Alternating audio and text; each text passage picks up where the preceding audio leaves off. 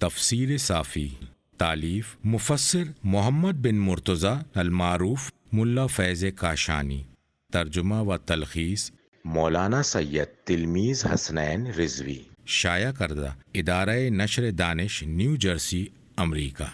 سورہ سوات۔ سورہ سوات مکی سورہ ہے اور اس سورہ میں آیتوں کی تعداد 88 ہے۔ بسم اللہ الرحمن الرحیم، اللہ کے نام سے جو بڑا مہربان نہایت مشفق ہے۔ ترجمہ: سات، قسم ہے اس قرآن کی جو نصیحت کرنے والا ہے، بلکہ جنہوں نے اسے ماننے سے انکار کیا وہ بڑائی اور مخالفت میں پڑے ہیں۔ ہم ان سے پہلے ایسی کئی قوموں کو ہلاک کر چکے ہیں، وہ چیخ و پکار کرتے رہے لیکن چھٹکارے کا وقت نہ تھا۔ انہیں اس بات پر تعجب ہوا کہ ڈرانے والا خود انہی میں سے آ گیا، اور کافروں نے کہا یہ بڑا جھوٹا جادوگر ہے، اس نے سارے خداؤں کو ملا کر ایک خدا بنا ڈالا، یہ تو بڑی عجیب بات ہے۔ ان میں سے سرداران قوم یہ کہتے ہوئے روانہ ہوئے، چلو اور اپنے معبودوں پر ڈٹے رہو، یہ بات کسی خاص مقصد کے لیے پیش کی جا رہی ہے۔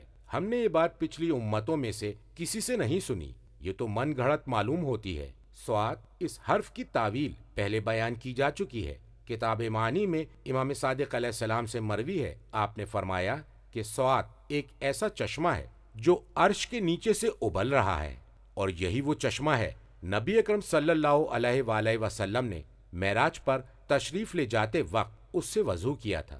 جبرائیل علیہ السلام ہر روز اس میں ایک بار داخل ہوتے ہیں اور اس میں غوطہ لگاتے ہیں، پھر اس سے نکل کر اپنے پروں کو جھاڑتے ہیں۔ ان کے پروں سے جو بھی قطرہ گرتا ہے اللہ تعالیٰ اس سے ایک فرشتے کو خلق فرما دیتا ہے جو اللہ کی تسبیح اور تقدیس اور قیامت تک اس کی حمد کرتا رہے گا۔ کتاب کافی میں امام صادق علیہ السلام سے حدیث معراج کے ذیل میں مروی ہے کہ پھر اللہ تعالیٰ نے مجھ پر وحی کی، اے محمد سعد کے قریب آئے اور اپنے جائے سجدہ کو اس سے دھوئیں اور اسے پاک کریں اور اپنے رب کی نماز پڑھیں، تو رسول اللہ صلی اللہ علیہ وآلہ وسلم سعد کے قریب تشریف لے گئے، اور یہ وہ پانی ہے جو عرش کے داہنی ستون سے جاری ہوا ہے۔ کتاب الشرائع میں امام کاظم علیہ السلام سے ایک حدیث کے ذیل میں مروی ہے جس میں دریافت کیا گیا کہ فرمائیے کہ سعد کیا ہے آن حضرت کو جس سے غسل کرنے کا حکم دیا گیا، یعنی نبی اکرم صلی اللہ علیہ وآلہ وسلم کو جب معراج پر لے جایا گیا تو امام علیہ السلام نے فرمایا یہ ایک چشمہ ہے جو عرش کے ارکان میں سے ایک رکن سے جاری ہوتا ہے جسے مائے حیات زندگی کا پانی کہا جاتا ہے، اور وہ وہی ہے جس کے بارے میں اللہ تعالیٰ نے فرمایا ہے سوات والقرآن ذی ذکر۔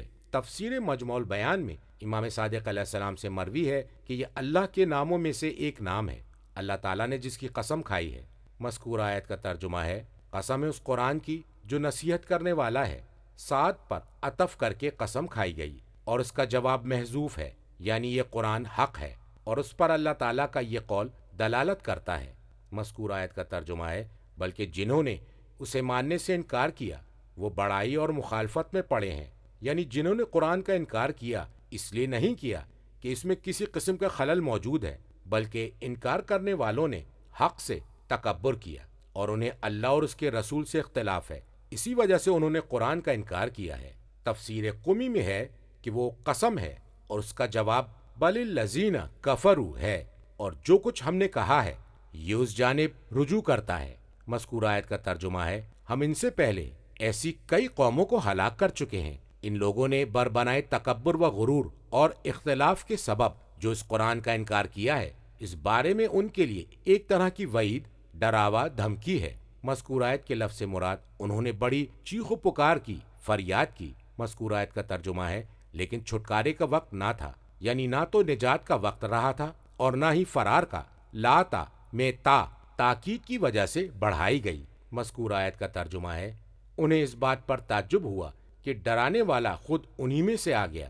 مذکور آیت کے لفظ مراد ہے ان جیسا بشر۔ مذکور آیت کا ترجمہ ہے، اور کافروں نے کہا، یعنی انکار کرنے والوں نے کہا۔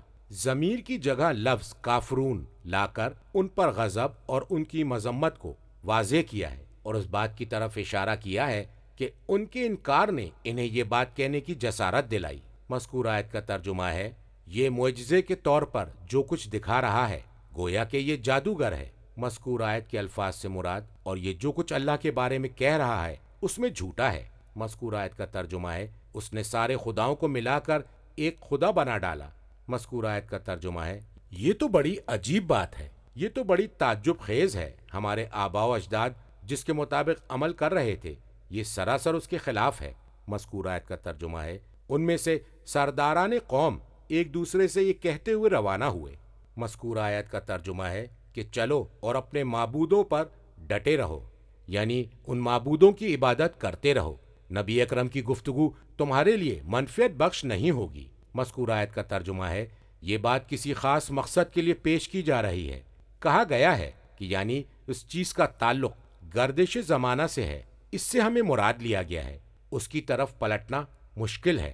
اور کہا گیا ہے کہ یہ جس چیز کا دعویٰ کر رہے ہیں اس کا تعلق ریاست سے ہے اور عرب پر بلندی حاصل کرنی ہے، ہر شخص کا یہی منشا ہے۔ مذکورہ آیت کا ترجمہ ہے، ہم نے یہ بات نہیں سنی، یعنی جو بات حضرت محمد مصطفیٰ صلی اللہ علیہ وآلہ وسلم فرما رہے ہیں۔ مذکورہ آیت کا ترجمہ ہے، پچھلی ملتوں میں سے کسی سے، یعنی وہ ملتیں ہمارے آباء و اجداد نے جنہیں پایا تھا۔ مذکورہ آیت کا ترجمہ ہے، یہ تو من گھڑت معلوم ہوتی ہے، یہ ایک طرح کا جھوٹ ہے جسے انہوں نے گڑھ لیا ہے۔ تفسیر قمی میں ہے کہ یہ آیت مکہ مکرمہ میں نازل ہوئی جب رسول اللہ صلی اللہ علیہ وآلہ وسلم نے مکہ مکرمہ میں اپنی دعوت کا اظہار کیا تو قریش حضرت ابو طالب علیہ السلام کے پاس مجتمع ہوئے اور انہوں نے کہا، اے ابو طالب، تمہارے بھتیجے نے ہمارے خوابوں کو حماقت قرار دیا ہے، ہمارے معبودوں کو وش نام گالی دی اور ہمارے جوانوں کو خراب کر دیا اور ہماری جماعت کو منتشر کر دیا۔ اگر مفلسی نے انہیں اس بات پر آمادہ کیا ہے تو ہم ان کے لیے مال جمع کریں گے، یہاں تک کہ وہ قریش کے غنی ترین فرد بن جائیں گے اور ہم انہیں اپنا حاکم بھی بنا دیں گے۔ حضرت ابو طالب علیہ السلام نے رسول اللہ صلی اللہ علیہ وآلہ وسلم کو اس امر سے مطلع کیا۔ یہ سن کر آن حضرت نے فرمایا، اگر وہ لوگ سورج کو میرے دائیں ہاتھ پر رکھ دیں اور چاند کو میرے بائیں ہاتھ پر رکھ دیں تو مجھے یہ نہیں چاہیے، البتہ وہ مجھے ایک کلمہ دے دیں جس سے وہ عرب کے حاکم بن جائیں گے اور اس کی وجہ سے عجم بھی ان کا مطیع و منقاد ہو جائے گا اور وہ جنت میں بادشاہ بن کر رہیں گے۔ ابو طالب علیہ السلام نے ان لوگوں تک یہ پیغام پہنچا دیا۔ انہوں نے کہا، ہاں، ہم 10 کلمات کہنے کے لیے تیار ہیں۔ آن حضرت نے ان سے کہا، تم گواہی دیتے ہو کہ سوائے اللہ کے کوئی اور معبود نہیں اور یہ کہ میں اللہ کا رسول ہوں۔ انہوں نے جواب دیا، کیا ہم 360 خداؤں کو چھوڑ دیں اور صرف ایک اللہ کی عبادت کرنے لگیں؟ تو اس وقت اللہ تعالیٰ نے یہ مذکورہ آیت نازل فرمائی، بل الذین کفروا سے الا اختلاق تک نازل فرمائی، اور اسی سے منسلک یہ آیتیں انزل علیہ الذکر سے من الاحزاب تک سورہ صاد آیت 8 سے 11 تک نازل فرمائی۔ کتاب کافی میں امام باقر علیہ السلام سے مروی ہے، فرمایا کہ ابو جہل بن ہشام آیا اور اس کے ساتھ قریش کی ایک جماعت تھی اور یہ سب حضرت ابو طالب علیہ السلام کی خدمت میں پہنچے اور انہوں نے کہا کہ آپ کے بھتیجے نے ہمیں اور ہمارے خداؤں کو اذیت پہنچائی ہے، آپ انہیں بلائیں اور حکم دیں کہ وہ ہمارے معبودوں سے باز آ جائیں، ہم ان کے خدا سے باز آ جائیں گے۔ امام علیہ السلام نے فرمایا کہ حضرت ابو طالب علیہ السلام نے پیغام بھیج کر آن حضرت کو طلب کیا۔ جب نبی اکرم وہاں تشریف لائے تو آپ نے وہاں مشرکین کو بیٹھے ہوئے دیکھا۔ فرمایا، مذکور آیت کا ترجمہ ہے، اس پر سلام ہو جس نے ہدایت کا اتباع کیا۔ پھر آپ تشریف فرما ہوئے تو حضرت ابو طالب نے ان لوگوں کی آمد کا مقصد بیان کیا تو آن حضرت نے فرمایا، میں انہیں ایسے کلمات کی طرف دعوت دیتا ہوں جو ان کے لیے اس سے بہتر ہے، جس کے ذریعے سے وہ عرب پر حکمرانی کریں گے اور ان کی گردنوں کو جھکائیں گے۔ ابو جہل نے کہا، ہاں فرمائیے، وہ کلمہ کیا ہے؟ آن حضرت نے فرمایا، کہو لا الہ الا اللہ۔ امام علیہ السلام نے فرمایا، انہوں نے کانوں میں انگلیاں ڈال لیں اور راہ فرار اختیار کی اور وہ یہ کہہ رہے تھے، ما سمعنا بہذا فی الملۃ الآخرۃ ان ھذا الا اختلاق۔ تو اس وقت اللہ تعالیٰ نے صاد سے لے کر الا اختلاق تک آیتیں نازل فرمائی۔ ترجمہ، کیا ہمارے درمیان صرف وہی رہ گیا تھا جس پر ذکر نازل کیا گیا؟ در حقیقت یہ لوگ میرے ذکر پر شک کر رہے ہیں اس لیے کہ انہوں نے ابھی تک میرے عذاب کا مزہ چکھا ہی نہیں۔ کیا ان کے پاس آپ کے رب کی رحمت کے خزانے ہیں جو غالب اور خوب عطا کرنے والا ہے، یا ان کے لیے آسمانوں اور زمین اور ان کے درمیان ہر چیز کی بادشاہت ہے؟ تو یہ بلندی پر چڑھ کر دیکھیں، یہ تو یہاں کے شکست خوردہ لشکروں میں سے ایک چھوٹا سا لشکر ہے۔ ان سے پہلے قوم نوح، عاد اور میخوں والے فرعون نے جھٹلایا تھا، اور سمود اور قوم لوط اور اصحاب ایکا نے تکذیب کی تھی۔ یہ ہے وہ گروہ، ان میں سے ہر ایک نے رسولوں کو جھٹلایا تو ان پر میرا عذاب ثابت ہو گیا۔ مذکور آیت کا ترجمہ ہے کہ ہمارے درمیان صرف وہی رہ گیا تھا جس پر ذکر نازل کیا گیا۔ اس امر کا انکار ہے کہ وحی کو آن حضرت کی ذات اقدس کے ساتھ کیوں مخصوص کر دیا گیا، جبکہ وہ انہی جیسے ہیں، یا ان کے قول کے مطابق شرف و ریاست میں ان سے کمتر ہیں، جیسا کہ انہوں نے کہا۔ مذکور آیت کا ترجمہ ہے، یہ قرآن ان دو شہروں میں سے کسی بڑے آدمی پر نازل کیوں نہیں کیا گیا؟ اور اس جیسی باتیں یہ ثابت کرتی ہیں کہ ان لوگوں کے جھٹلانے کا سبب سوائے خدا اور متاع دنیاوی پر کہتہ نظری کے سوا اور کچھ نہ تھا۔ مذکور آیت کا ترجمہ ہے، در حقیقت یہ لوگ میرے ذکر پر شک کر رہے ہیں، یعنی قرآن اور وحی پر، اس لیے کہ یہ لوگ آباء و اجداد کی تقلید پر مائل ہیں اور دلیل و برہان سے روگردانی کر رہے ہیں۔ مذکور آیت کا ترجمہ ہے، اس لیے کہ انہوں نے ابھی تک میرے عذاب کا مزہ چکھا ہی نہیں، جب وہ عذاب کا ذائقہ چکھ لیں گے تو ان کا شک زائل ہو جائے گا۔ اس کا مفہوم یہ ہے کہ یہ لوگ اس کتاب کی تصدیق اس وقت تک نہیں کریں گے جب تک عذاب انہیں چھو نہ لے، اس کے بعد وہ تصدیق کرنے کے لیے تیار ہوں گے۔ مذکور آیت کا ترجمہ ہے، کیا ان کے پاس آپ کے رب کی رحمت کے خزانے ہیں جو غالب اور خوب عطا کرنے والا ہے؟ کیا ان کے پاس رحمت خداوندی کے خزانے ہیں اور ان کے تصرف میں ہیں کہ وہ اسے جس تک چاہے پہنچا دیں اور جس سے چاہیں اسے دور رکھے، اور اس طرح وہ اپنے بعض سرداروں کو نبوت کے لیے منتخب کر لیں؟ ایسا نہیں ہے، بلکہ نبوت عطیہ الہی ہے۔ اللہ اپنے بندوں میں سے جسے چاہتا ہے اس پر اپنا فضل کرتا ہے، اور اسے کوئی روکنے والا نہیں، اس لیے کہ وہ ایسا غالب ہے اور چھایا ہوا ہے کہ مغلوب نہیں ہوتا، اور ایسا عطا کرنے والا ہے کہ وہ جسے چاہے اور جو چاہے عطا کر دیتا ہے۔ مذکور آیت کا ترجمہ ہے، یا ان کے لیے آسمانوں اور زمین اور ان کے درمیان ہر چیز کی بادشاہت ہے، یا ان کا اس دنیا میں کوئی دخل ہے جو اللہ کے خزانے کا ایک معمولی سا حصہ ہے۔ مذکور آیت کا ترجمہ ہے، تو انہیں چاہیے کہ وہ بلندی پر چڑھ کر دیکھیں، یعنی اگر یہ سب کچھ ان کے لیے ہے تو ایسے زینے سے چڑھ کر بلند ہوں جو عرش تک پہنچا دے، وہ عرش پر بیٹھ جائیں اور وہاں سے امر عالم کی تدبیر کریں، اور پھر جس کے لیے مناسب سمجھتے ہیں اس پر وحی کو نازل کریں۔ یہ ان سے انتہائی درجے کا مذاق اور تمسخر ہے، اور کہا گیا ہے کہ اسباب سے مراد آسمان ہے، اس لیے کہ نیچے ہونے والے واقعات کا تعلق انہی اسباب سے ہے۔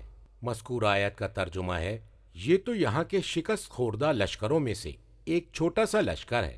کفار مرسلین کے خلاف جو لشکر تیار کیا کرتے تھے، یہ ان میں سے ایک چھوٹا سا لشکر ہے۔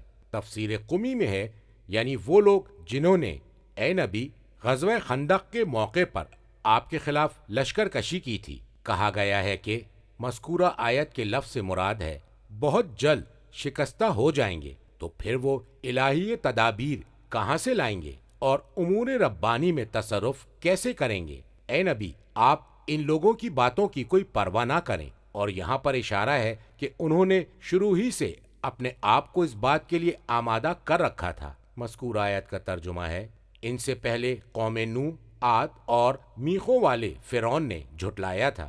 کتاب الشرائع میں امام صادق علیہ السلام سے مروی ہے، آپ سے دریافت کیا گیا کہ اللہ تعالیٰ کے قول و فرعون ذو الاوتاد میں فرعون کو ذو الاوتاد میخوں والا کیوں کہا گیا؟ تو امام علیہ السلام نے جواب دیا، اس لیے کہ وہ جب بھی کسی کو سزا دیتا تھا تو اس کا چہرہ زمین پر رکھتا تھا اور اس کے ہاتھوں اور پیروں کو پھیلا دیتا تھا، اور زمین میں 4 کیلوں سے اسے کیل دیتا تھا، اور اکثر اسے بچھی ہوئی لکڑی پر لٹاتا اور اس کے ہاتھوں اور پیروں میں 4 کیلیں ٹھونک دیتا، پھر اسے اسی حال میں چھوڑ دیتا یہاں تک کہ وہ مر جاتا تھا۔ اسی وجہ سے اللہ نے اسے ذو الاوتاد کہا ہے۔ تفسیر قمی میں ہے، اس نے کیلوں کے ذریعے ایسی چیزیں بنائی تھیں جس سے وہ آسمان پر چڑھنے کا ارادہ کر رہا تھا۔ مذکور آیت کا ترجمہ ہے، اور سمود اور قوم لوط اور اصحاب ایکا نے تکذیب کی۔ اصحاب الایکا سے مراد اصحاب غیظہ ہیں، اور وہ شعیب علیہ السلام کی قوم تھی۔ غیظہ ایسی جگہ جہاں پر گھنے درخت ہوں اور پانی جمع ہو، جیسے جوہڑ۔ مذکور آیت کا ترجمہ ہے، یہ ہے وہ گروہ جنہوں نے رسولوں کے خلاف لشکر کشی کی تھی، انہی میں سے نکل کر الجند المہزوم، ہضمیت یافتہ لشکر بنا ہے۔ مذکور آیت کا ترجمہ ہے ان میں سے ہر ایک نے رسولوں کو جھٹلایا تو ان پر میرا عذاب ثابت ہو گیا۔ ترجمہ، بس یہ لوگ ایک دھماکے کے منتظر ہیں جس کے بعد کوئی مہلت نہ ہوگی، اور انہوں نے کہا اے ہمارے رب، ہمارا حصہ ہمیں روز حساب سے پہلے ہی دے دے۔ اے نبی، آپ ان لوگوں کی باتوں پر صبر سے کام لیجئے اور ان کے سامنے ہمارے بندے داؤد کا تذکرہ کیجئے جو بڑی قوتوں کے مالک تھے اور بے حد رجوع کرنے والے بھی تھے۔ ہم نے ان کے لیے پہاڑوں کو مسخر کر دیا تھا جو صبح و شام ان کے ساتھ تسبیح کیا کرتے تھے۔ پرندے اکٹھے ہو جاتے اور سب کے سب اس اللہ کی تسبیح میں مصروف رہتے، اور ہم نے ان کی سلطنت کو استحکام بخشا تھا اور انہیں حکمت اور صحیح فیصلے کی قوت عطا کی تھی۔ اور کیا آپ کے پاس جھگڑنے والوں کی خبر آئی جو دیوار پھاند کر محراب عبادت تک پہنچ گئے؟ مذکور آیت کا ترجمہ ہے اور یہ لوگ منتظر نہیں ہیں، یعنی اے نبی آپ کی قوم یا تمام گروہ اور جماعتیں، مذکور آیت کا ترجمہ ہے مگر صرف ایک دھماکے کے۔ اس سے مراد سور پھونکا جانا ہے۔ مذکور آیت کا ترجمہ ہے جس کے بعد کوئی مہلت نہ ہوگی۔ کہا گیا ہے کہ اس سے مراد اتنا ہی وقفہ ہے جتنا فواق میں ہوتا ہے، یعنی دودھ دوہنے والے کے ہاتھ بند کرنے اور کھولنے کا وقفہ جو 2 دفعہ دودھ دوہنے کے درمیان میں ہوتا ہے، یا اس سے مراد واپسی اور پلٹ جانا، اس میں دودھ تھنوں میں واپس چلا جاتا ہے۔ تفسیر قمی میں ہے کہ انہیں عذاب سے افاقہ نہیں ملے گا۔ مذکور آیت کا ترجمہ ہے اور انہوں نے کہا اے ہمارے رب، ہمارا حصہ ہمیں دے دے، یعنی ہمارے عذاب کا حصہ جس کا تو نے وعدہ کیا ہے اور ہمیں جس سے ڈرایا دھمکایا ہے۔ کتاب معانی میں امیر المومنین علیہ السلام سے مروی ہے، اس کا مفہوم آپ نے یہ بیان فرمایا ہے کہ ان کا حصہ جو عذاب میں ہے۔ مذکور آیت کا ترجمہ ہے روز حساب سے پہلے ہی انہوں نے بطور استہزاء عذاب میں جلدی مچائی۔ مذکور آیت کا ترجمہ ہے اے نبی آپ ان لوگوں کی باتوں پر صبر سے کام لیجئے۔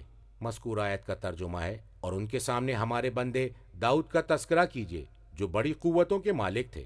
کتاب توحید میں امام باقر علیہ السلام سے مروی ہے لفظ ید کلام عرب میں قوت اور نعمت کے معنی میں بولا جاتا ہے۔ پھر آپ نے اس آیت کی تلاوت فرمائی۔ مذکور آیت کا ترجمہ ہے وہ بے حد رجوع کرنے والے بھی تھے۔ کہا گیا ہے اللہ کی مرضی کی جانب بہت زیادہ رجوع کرنے والے تھے دین میں تقویت حاصل کرنے کے لیے۔ تفسیر قمی میں ہے کہ اس سے مراد ہے بہت زیادہ دعائیں کرنے والے۔ کہا گیا ہے کہ وہ ایک دن روزہ رکھتے تھے اور ایک دن افطار کرتے تھے اور نصف شب عبادت کے لیے کھڑے ہوتے تھے۔ مذکور آیت کا ترجمہ ہے ہم نے ان داؤد کے لیے پہاڑوں کو مسخر کر دیا تھا جو ان کے ساتھ، مذکور آیت کا ترجمہ ہے، صبح و شام تسبیح کیا کرتے تھے۔ اس آیت کی تفسیر سورہ انبیاء اور سورہ سبا میں گزر چکی ہے۔ اشراق سے مراد ہے جب سورج چمکتا ہے، یعنی روشن ہو جاتا ہے اور اس کی شعاع واضح ہو جاتی ہے۔ مذکور آیت کا ترجمہ ہے اور پرندے ہر جانب سے ان کے لیے اکٹھے ہو جاتے تھے اور سب کے سب یعنی پہاڑ اور پرندے تسبیح میں مصروف ہو جاتے تھے۔ مذکور آیت کا ترجمہ ہے اور ہم نے ان کی سلطنت کو استحکام بخشا تھا، یعنی ہیبت، نصرت اور لشکر کی کثرت کے ذریعے سے انہیں مضبوط بنایا تھا اور استحکام بخشا تھا۔ مذکور آیت کا ترجمہ ہے اور انہیں حکمت اور صحیح فیصلے کی قوت عطا کی تھی۔ کہا گیا ہے کہ وہ فصل الخصام یعنی دشمن اور مخالف کا فیصلہ کرنا ہے حق و باطل سے متمیز کر کے، اور کہا گیا ہے کہ الکلام المفصول وہ ہوتا ہے جو سننے والے پر مشتبہ نہیں ہوتا۔ کتاب عیون میں امام رضا علیہ السلام سے مروی ہے، اس سے مراد لغات یعنی زبانوں کی معرفت ہے۔ کتاب جوامع میں حضرت علی علیہ السلام سے مروی ہے کہ اس سے مراد، مذکور آیت کا ترجمہ ہے، دعویٰ کرنے والے کے لیے ثبوت اور مدعا علیہ جس کے خلاف دعویٰ ہے کے لیے قسم ہے۔ اور بہت سی روایات وارد ہوئی ہیں کہ ہمارے ائمہ کو حکمت اور فصل الخطاب عطا کیا گیا ہے۔ مذکور آیت کا ترجمہ ہے اور کیا آپ کے پاس اس جھگڑنے والے کی خبر آئی ہے؟ اس جملے میں استعجاب ہے اور سننے والوں کو شوق دلانا مقصود ہے۔ مذکور آیت کا ترجمہ ہے جو دیوار پھاند کر محراب عبادت تک پہنچ گئے جب وہ کمرے کی دیواروں پر چڑھ گئے۔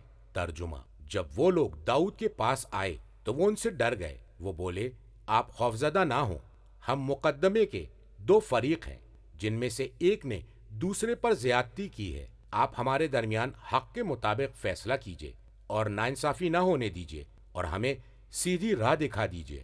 یہ میرا بھائی ہے، اس کے پاس 99 دمبیاں ہیں اور میرے پاس صرف ایک دمبی ہے۔ اس نے مجھ سے کہا یہ دمبی میرے حوالے کر دے اور اپنی باتوں سے مجھ پر دباؤ ڈال رہا ہے۔ داؤد نے کہا تمہاری دمبی کو اپنی دمبیوں سے ملانے کا سوال کر کے اس نے تم پر بڑا ظلم کیا ہے، اور اکثر شریک کار ایک دوسرے پر ایسی زیادتیاں کرتے رہتے ہیں۔ بس وہی لوگ اس سے محفوظ ہیں جو ایمان لائے اور اعمال صالح بجا لائے، اور ایسے لوگ بہت کم ہیں۔ داؤد سمجھ گئے کہ ہم نے ان کا امتحان لیا ہے، چنانچہ انہوں نے اپنے رب سے مغفرت طلب کی اور رکوع کرتے ہوئے جھک گئے اور توبہ کی۔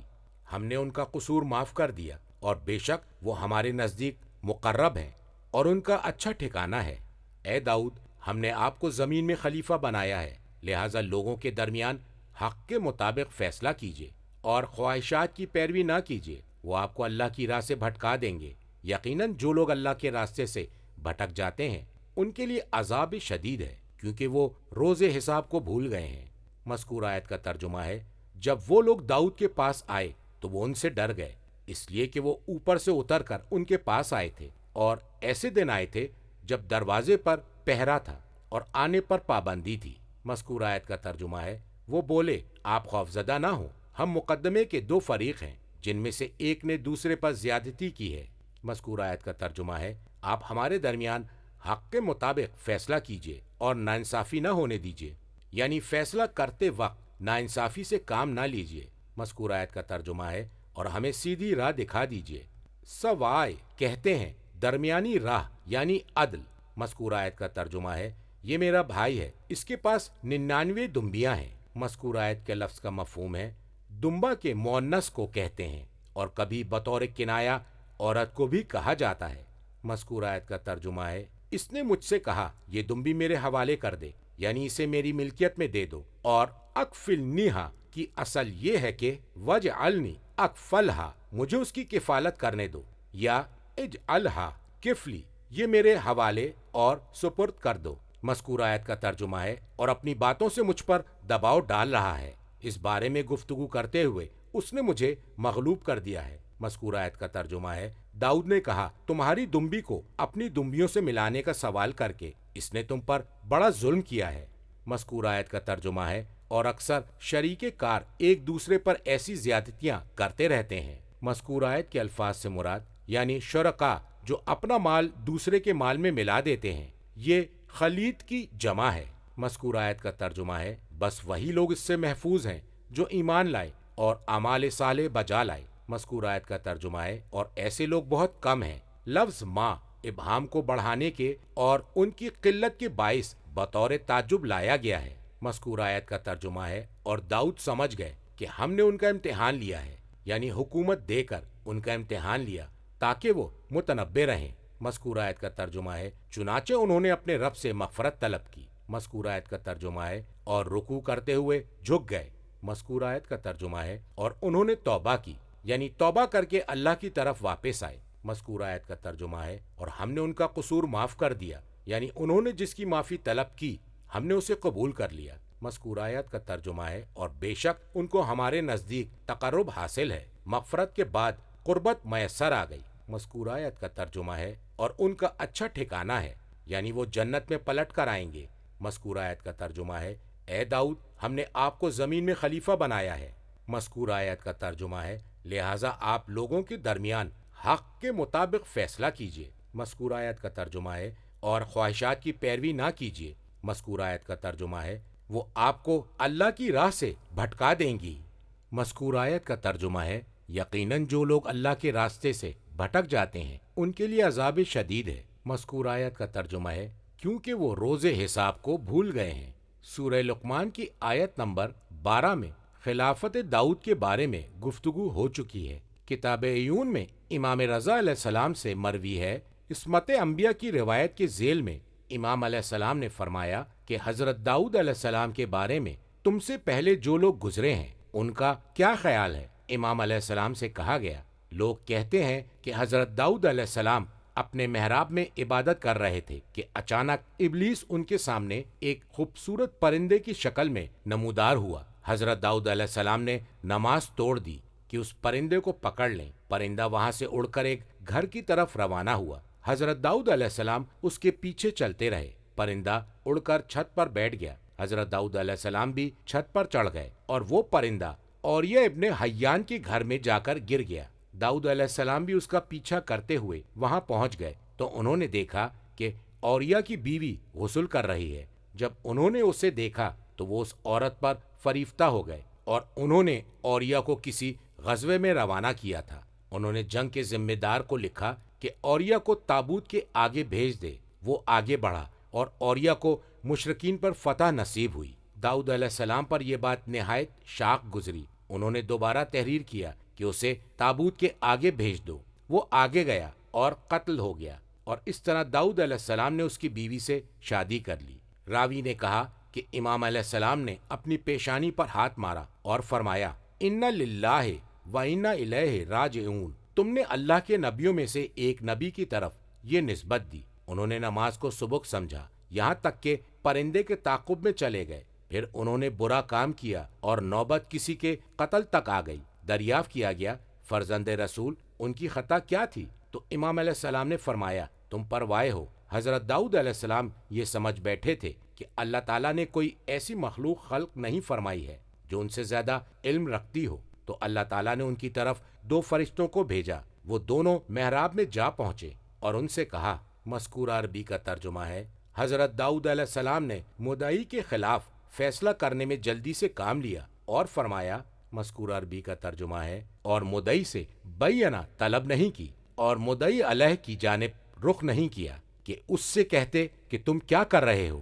فیصلہ کرتے وقت یہ ان کی خطا تھی، نہ وہ جسے تم نے بیان کیا ہے۔ کیا تم نے سنا نہیں کہ اللہ تعالیٰ نے فرمایا ہے؟ مذکورہ عربی کا ترجمہ ہے۔ پھر امام علیہ السلام سے دریافت کیا گیا کہ اوریہ کے ساتھ ان کا کیا واقعہ تھا، تو امام رضا علیہ السلام نے فرمایا کہ حضرت داؤد علیہ السلام کے زمانے میں جب کسی عورت کا شوہر مر جاتا تھا یا قتل کر دیا جاتا تھا تو وہ عورت کسی سے شادی نہیں کرتی تھی۔ اللہ تعالیٰ نے سب سے پہلے جسے مباح قرار دیا وہ یہ تھا کہ حضرت داؤد علیہ السلام ایسی عورت سے شادی کر لیں جس کا شوہر قتل کر دیا گیا تھا، تو اس طرح انہوں نے اوریہ کی بیوی سے شادی کر لی۔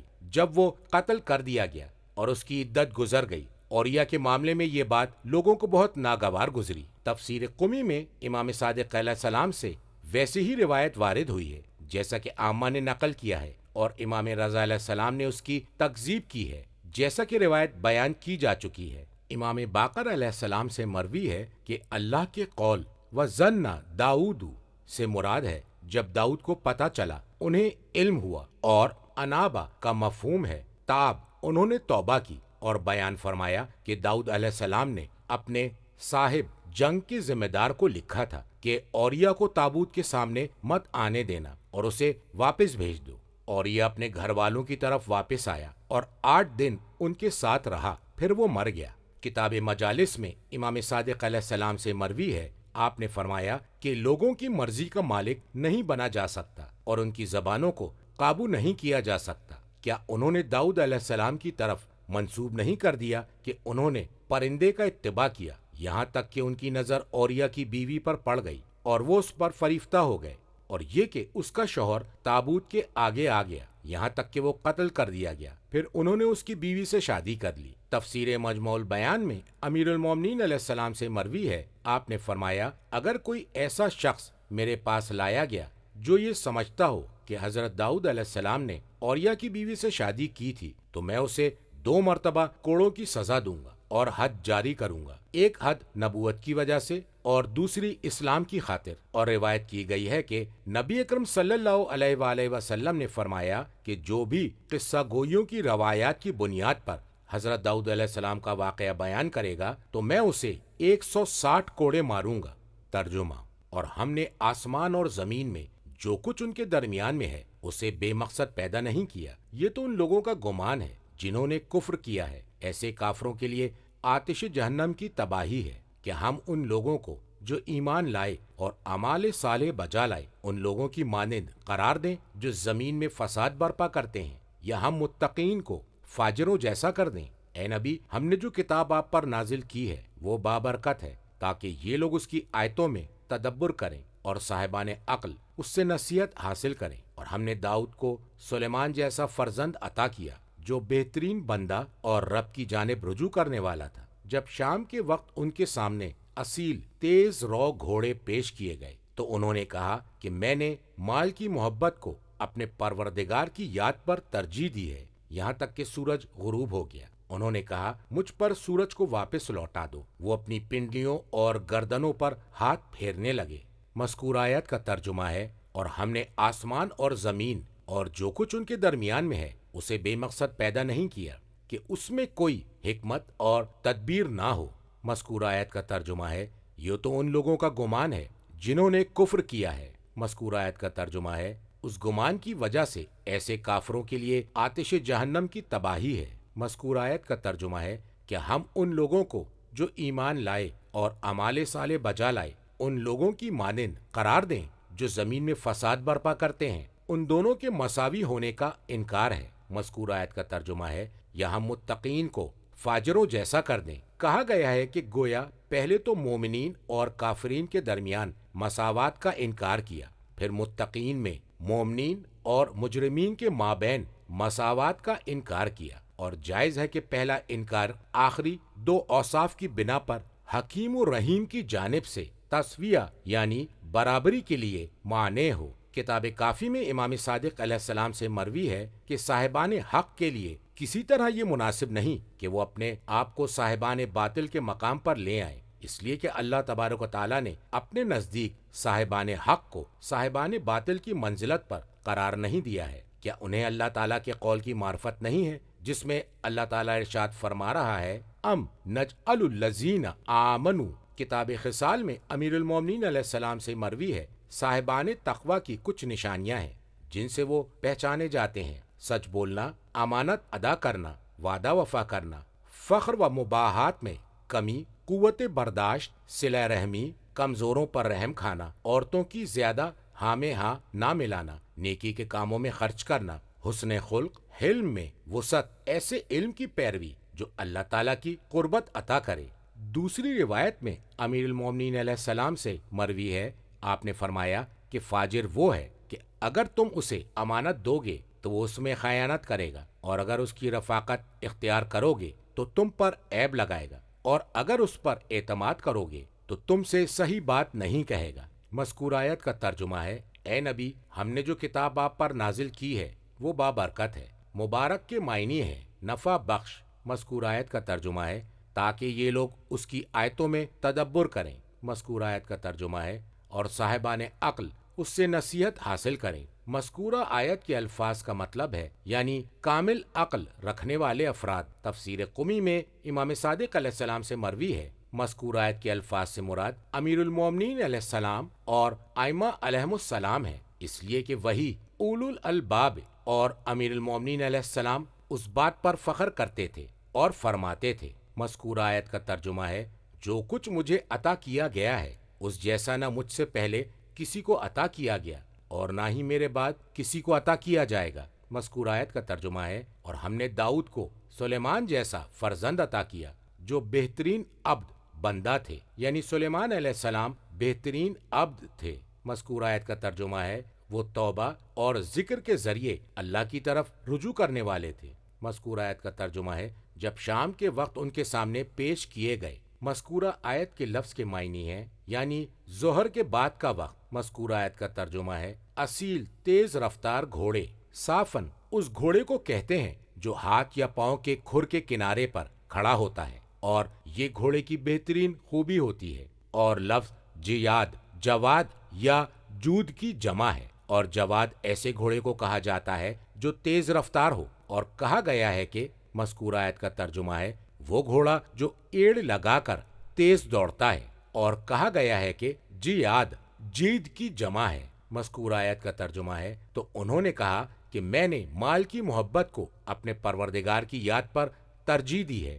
کہا گیا ہے کہ یہ بامعنی تقاعد تو میں بیٹھ گیا ہے، اور حب الخیر اس کا مفعول لا ہے، اور خیر مال کثیر کو کہتے ہیں، اور یہاں پر اس سے مراد وہ گھوڑے ہیں جنہوں نے سلیمان علیہ السلام کو ذکر سے غافل کر دیا۔ اور ایک حدیث میں ہے، مذکور آیت کا ترجمہ ہے، گھوڑے کی پیشانی کے بالوں میں خیر بندھا ہوا ہے۔ مذکور آیت کا ترجمہ ہے، یہاں تک کہ سورج غروب ہو گیا۔ غروب کو تشبیہ دی ہے جیسے خزانے کو پوشیدہ کر دیا جاتا ہے، اور ضمیر کا مرجع بیان نہیں کیا، کیونکہ شام کا وقت اس بات پر دلالت کر رہا تھا کہ اس سے مراد سورج ہے۔ مذکور آیت کا ترجمہ ہے، مجھ پر سورج کو واپس کر دو۔ ہا کی ضمیر سورج کی طرف لوٹتی ہے۔ مذکور آیت کا ترجمہ ہے، انہوں نے چھونا شروع کیا۔ مذکور آیت کا ترجمہ ہے، اپنی پنڈلیوں اور گردنوں کو۔ کتاب فقہ میں امام صادق علیہ السلام سے مروی ہے، آپ نے فرمایا کہ سلیمان بن داؤد علیہ السلام کی خدمت میں ایک دن شام کے وقت گھوڑے پیش کیے گئے تو وہ انہیں دیکھنے میں ایسے محو ہوئے کہ سورج ڈوب گیا۔ تو انہوں نے فرشتوں سے کہا، تم میرے لیے سورج کو پلٹا دو تاکہ میں وقت پر نماز پڑھ لوں۔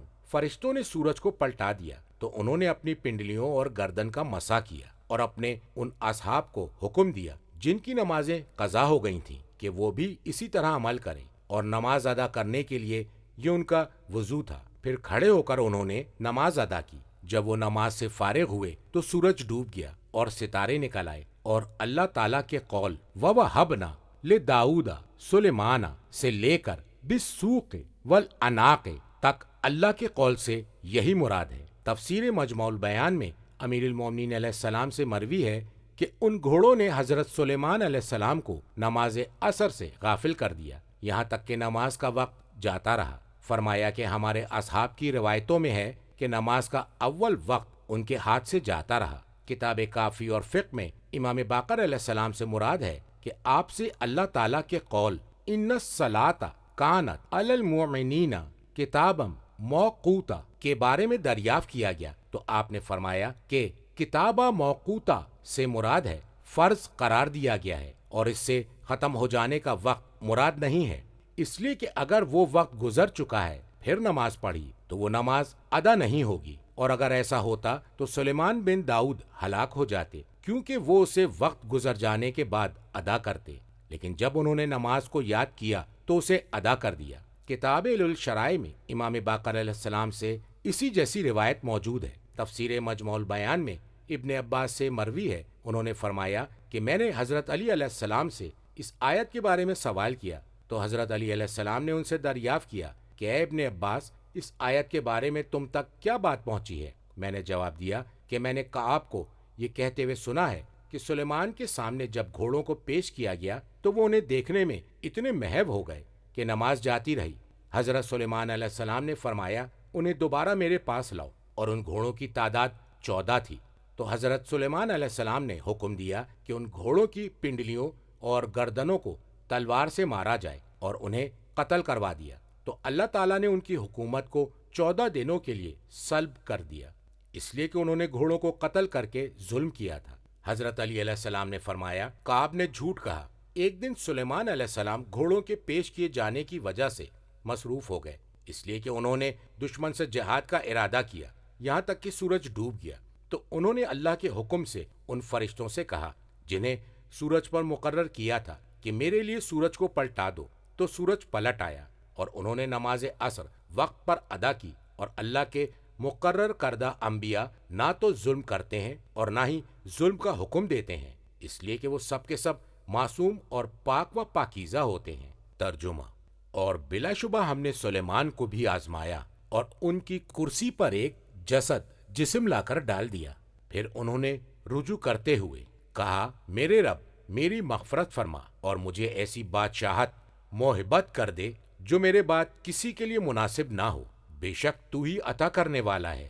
تو ہم نے ان کے لیے ہوا کو مسخر تابع کر دیا، وہ ان کے حکم سے نرمی کے ساتھ چلتی تھی جہاں وہ اسے پہنچانا چاہتے تھے، اور شیاطین جنات کو مسخر کر دیا، ہر طرح کے معمار اور غوطہ خور اور دیگر بھی جو زنجیروں میں جکڑے ہوئے تھے۔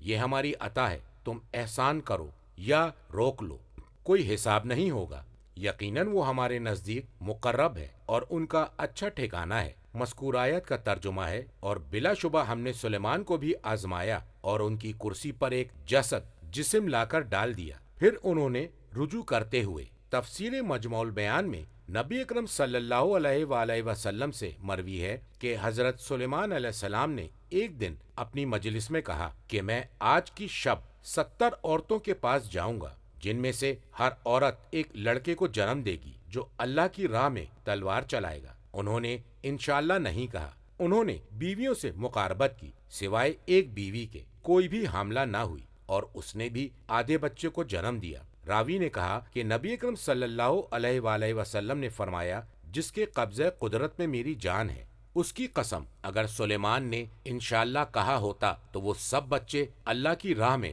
شہ سواری کرتے ہوئے جہاد کرتے، اور جو جسم ان کی کرسی پر تھا وہ وہی بچہ تھا۔ امام صادق علیہ السلام سے مروی ہے کہ جب سلیمان علیہ السلام کے ہاں بیٹے کی ولادت ہوئی تو جنوں اور شیطانوں نے ایک دوسرے سے کہا کہ اگر ان کا بیٹا زندہ رہا تو ہمیں اس سے بھی انہی مصیبتوں کا سامنا کرنا پڑے گا جو اس کے والد سے ملی ہیں۔ تو حضرت سلیمان علیہ السلام بیٹے کے بارے میں ان سے خوفزدہ ہوئے اور انہوں نے بادلوں میں اس بیٹے کی رضاعت کا اہتمام کیا۔ انہیں پتہ بھی نہ چلا اور وہ بچہ ان کی کرسی پر مردہ حالت میں رکھ دیا گیا۔ اس امر سے آگاہ کرنے کے لیے کہ حفاظت اور بچاؤ قضا و قدر کو نہیں ٹال سکتی، اور حضرت سلیمان علیہ السلام کو شیاطین سے خوفزدہ ہونے پر عتاب کیا گیا اور کہا گیا ہے کہ جسد وہ شیطان تھا جو ان کی جگہ کرسی پر بیٹھ گیا تھا۔ اسے جسد اس لیے کہا گیا کیونکہ اس میں روح نہیں تھی، اس لیے کہ اس نے جسم کی شکل اختیار کر لی تھی اور وہ در حقیقت ویسا نہیں تھا۔ اور یہ عامہ کا قول ہے جنہوں نے اس داستان کی روایت کی ہے جس میں انگوٹھی کا بھی ذکر ہے۔ انہوں نے ان کی حکومت کو سلب کیے جانے کی آزمائش کا ذکر اس طرح کیا ہے کہ ان کی بیوی ان کے گھر میں 40 دنوں تک ایک سورت کی عبادت کرتی رہی اور انہیں اس بات کا پتہ تک نہ چلا۔ مذکور آیت کا ترجمہ ہے، کہا میرے رب میری مغفرت فرما اور مجھے ایسی بادشاہت محبت کر دے جو میرے بعد کسی کے لیے مناسب نہ ہو۔ مذکور آیت کا ترجمہ ہے، بے شک تو ہی عطا کرنے والا ہے۔ مذکور آیت کا ترجمہ ہے، تو ہم نے ان کے لیے ہوا کو مسخر تابع کر دیا۔ مذکور آیت کا ترجمہ ہے، جو ان کے حکم سے نرمی سے چلتی تھی، ایسی نرمی جس میں سخت ہلا دینے والی کیفیت نہ تھی، یعنی سخت اور تند و تیز ہوا نہ تھی۔ مذکور آیت کا ترجمہ ہے، جہاں پر وہ ہوا کو پہنچانے کا ارادہ کرتے تھے۔ مذکور آیت کا ترجمہ ہے، اور شیاطین جنات کو مسخر کر دیا، ہر طرح کے معمار اور غوطہ خور۔ مذکورہ آیت کا ترجمہ ہے، اور دیگر بھی جو زنجیروں میں جکڑے ہوئے ہیں، یعنی وہ ایک دوسرے کے ساتھ زنجیروں میں بندھے ہوئے ہیں تاکہ شر سے باز رہیں، ایسا ہی بیان کیا گیا ہے۔ اور تفسیر قمی میں ہے، یہ وہ تھے جنہوں نے سلیمان علیہ السلام کی نافرمانی کی تھی جب اللہ نے ان کا اقتدار سلب کر دیا تھا۔ اور اس قصے کا کچھ حصہ اس سے پہلے سورہ سبا کی آیت نمبر 83-87 کے ذیل میں گزر چکا ہے۔ مذکور آیت کا ترجمہ ہے، یہ ہماری عطا ہے، یعنی یہ اقتدار اور حکومت جو ہم نے آپ کو عطا کی ہے، اور یہ وسعت اور تسلط جس پر آپ کے غیر کو تسلط حاصل نہیں ہے، یہ سب ہماری عطا اور بخشش ہے۔ مذکور آیت کا ترجمہ ہے، آپ جسے چاہیں اسے دے دیں یا روک لیں، اس کا کوئی حساب نہیں، آپ کسی کو دے دیں گے جب بھی، اور اگر اسے روک کر اس میں تصرف کا اختیار دے دیں جب بھی۔ مذکور آیت کا ترجمہ ہے، اور یقیناً وہ ہمارے نزدیک مقرب ہیں آخرت میں، باوجود یہ کہ دنیا میں ان کے پاس ملک عظیم تھا۔ مذکور آیت کا ترجمہ ہے، اور ان کا اچھا ٹھکانہ ہے، اور اس سے مراد جنت ہے۔ کتاب الشرائع میں امام کاظم علیہ السلام سے مروی ہے، آپ سے دریافت کیا گیا کہ کیا اجازت ہے کہ اللہ کا نبی بخل سے کام لے؟ امام علیہ السلام نے فرمایا نہیں۔ تو آپ سے کہا گیا تو حضرت سلیمان علیہ السلام کا یہ قول، رب اغفر لی وہب لی ملک لا ینبغی لأحد من بعدی کی زمرے میں آتا ہے، اور اس کا مفہوم کیا ہے؟ تو امام علیہ السلام نے فرمایا، حکومت دو طرح کی ہوتی ہے، ایک حکومت وہ ہے جو ظلم و جور اور غلبے سے حاصل کی جائے، اور ایک اقتدار وہ ہے جسے اللہ سبحانہ وتعالی عطا فرماتا ہے، جیسے آل ابراہیم کا اقتدار، طالوت کی حکمرانی اور ذوالقرنین کی حکومت۔ سلیمان علیہ السلام نے جو یہ فرمایا، حبلی ملک لا ینبغی لأحد من بعدی، وہ یہ کہہ رہے ہیں کہ ایسی حکومت جو غلبہ اور لوگوں پر ظلم و جور کے ذریعے حاصل کی گئی ہو، مجھے وہ حکومت نہیں چاہیے۔ تو اللہ تبارک و تعالیٰ نے مسخر کر دیا۔ مذکور آیت کا ترجمہ ہے، ان کے لیے ہوا کو جو ان کے حکم سے نرمی کے ساتھ چلتی تھی جہاں کا وہ ارادہ کرتے تھے، اور اللہ نے اسے ایک مہینے صبح کے وقت چلایا اور ایک مہینے شام کے وقت، اور اللہ تعالیٰ نے ان کے لیے مسخر کر دیے شیاطین، جنات، ہر طرح کے معمار اور غوطہ خور، اور انہیں پرندوں کی بولی سکھا دی، اور انہیں زمین میں اقتدار عطا کر دیا۔ لہٰذا ان کے دور میں اور ان کے بعد میں آنے والوں کو پتہ چل گیا کہ ان کا ملک اور ان کی حکومت انسانوں میں جبارین، قاہر و غاصب لوگ کی حکومت اور غلبہ اور ظلم سے حاصل ہونے والی حکومت نہیں ہے۔ آپ سے پوچھا گیا پھر رسول اللہ صلی اللہ علیہ وآلہ وسلم کا یہ قول، مذکورہ عربی کا ترجمہ ہے، میرے بھائی سلیمان بن داؤد پر رحم کرے، انہیں کس چیز نے بخیل بنا دیا؟ امام علیہ السلام نے فرمایا، اس قول کی دو وجہیں ہیں، ان میں سے ایک یہ کہ ان کا بخل کا سبب عزت و آبرو اور ان کے بارے میں جو بری بات کہی جا رہی تھی وہ ہے، اور دوسرا سبب مذکورہ آیت کا ترجمہ ہے، کہنے کا وہ ہو جس کی طرف جو حال گئے ہیں۔ کتاب کافی میں امام صادق علیہ السلام سے اللہ تعالیٰ کے قول ھذا عطاؤنا کے ذیل میں مروی ہے، امام علیہ السلام نے فرمایا کہ حضرت سلیمان علیہ السلام کو ملک عظیم عطا کیا گیا۔ پھر یہ آیت آن حضرت کے لیے جاری رہی۔ اب یہ ان پر موقوف تھا کہ جسے چاہیں اور جو چاہیں اسے عطا کر دیں اور جسے چاہیں اسے منع کر دیں، اور اللہ تبارک و تعالیٰ نے حضرت سلیمان علیہ السلام کو جو کچھ عطا فرمایا تھا آن حضرت کو اس سے افضل عطا فرمایا ہے۔ ارشاد باری ہے، جو کچھ رسول تمہیں دیں اسے لے لو اور جس بات سے روکیں اس سے رک جاؤ۔ امام رضا علیہ السلام سے مروی ہے، آپ سے پوچھا گیا کہ کیا ہمارا حق ہے کہ ہم آپ سے سوال کریں؟ امام علیہ السلام نے فرمایا، ہاں تمہارا حق ہے کہ تم سوال کرو۔ پھر دریافت کیا گیا کیا آپ پر یہ حق ہے کہ آپ ان کے جوابات دیں؟ تو امام علیہ السلام نے فرمایا، نہیں، بلکہ یہ ہم پر چھوڑ دیا گیا ہے، ہم چاہیں تو یہ کام انجام دیں اور چاہیں تو انجام نہ دیں۔ کیا تم نے اللہ تعالیٰ کا مذکورہ قول نہیں سنا؟ ترجمہ، اور ہمارے بندے ایوب کا ذکر کیجئے جب انہوں نے اپنے رب کو پکارا کہ شیطان نے مجھے سخت تکلیف اور عذاب میں مبتلا کر رکھا ہے، ہم نے انہیں حکم دیا اپنا پاؤں زمین پر ماریے، یہ ہے نہانے کے لیے ٹھنڈا پانی اور پینے کے لیے بھی، اور ہم نے ان کے اہل و عیال انہیں بخش دیے اور اتنے ہی اور عطا کر دیے اپنی جانب سے بطور رحمت اور صاحبان عقل کے لیے ازراہ نصیحت۔ اور ہم نے ان سے کہا کہ اے ایوب، تنکوں کا مٹھا لے کر اپنی بیوی کو مارو اور قسم نہ توڑو، ہم نے انہیں صابر پایا، بہترین بندہ، یقیناً وہ ہماری طرف رجوع کرنے والے تھے۔ مذکورہ آیت کا ترجمہ ہے، اور ہمارے بندے ایوب کا ذکر کیجئے۔ مذکورہ آیت کا ترجمہ ہے، جب انہوں نے اپنے رب کو پکارا کہ شیطان نے مجھے سخت تکلیف اور عذاب میں مبتلا کر رکھا ہے، یہ گویا کہ ان کی گفتگو کی نقل کی گئی ہے۔ مذکورہ آیت کا ترجمہ ہے، ہم نے انہیں حکم دیا کہ اپنا پاؤں زمین پر ماریے، یہ اس کا بیان ہے، انہیں جو جواب دیا گیا ہے کہ زمین پر پاؤں ماریے۔ مذکورہ آیت کا ترجمہ ہے، یہ ہے نہانے کے لیے ٹھنڈا پانی اور پینے کے لیے بھی۔ جب انہوں نے اپنا پاؤں زمین پر مارا تو چشمہ اول پڑا، اس وقت کہا گیا کہ یہ نہانے کے لیے پانی ہے اور پینے کے لیے بھی، آپ جب اس پانی سے نہائیں گے اور اسے پئیں گے تو آپ کا ظاہر و باطن دونوں شفایاب ہو جائے گا۔ مذکورہ آیت کا ترجمہ ہے، اور ہم نے ان کے اہل و عیال انہیں بخش دیے۔ مذکورہ آیت کا ترجمہ ہے، اور اتنے ہی اور عطا کر دیے، یعنی ہم نے انہیں موت کے بعد دوبارہ زندگی بخش دی۔ کتاب کافی میں امام صادق علیہ السلام سے مروی ہے، آپ سے سوال کیا گیا کہ ان جیسے اتنے کس طرح عطا کیے؟ تو امام علیہ السلام نے فرمایا کہ ایوب علیہ السلام کی ان اولاد کو زندہ کر دیا جو پہلے اپنی موت آنے پر مر گئے تھے، ان کے مانند جو ان دنوں میں ہلاک ہوئے تھے۔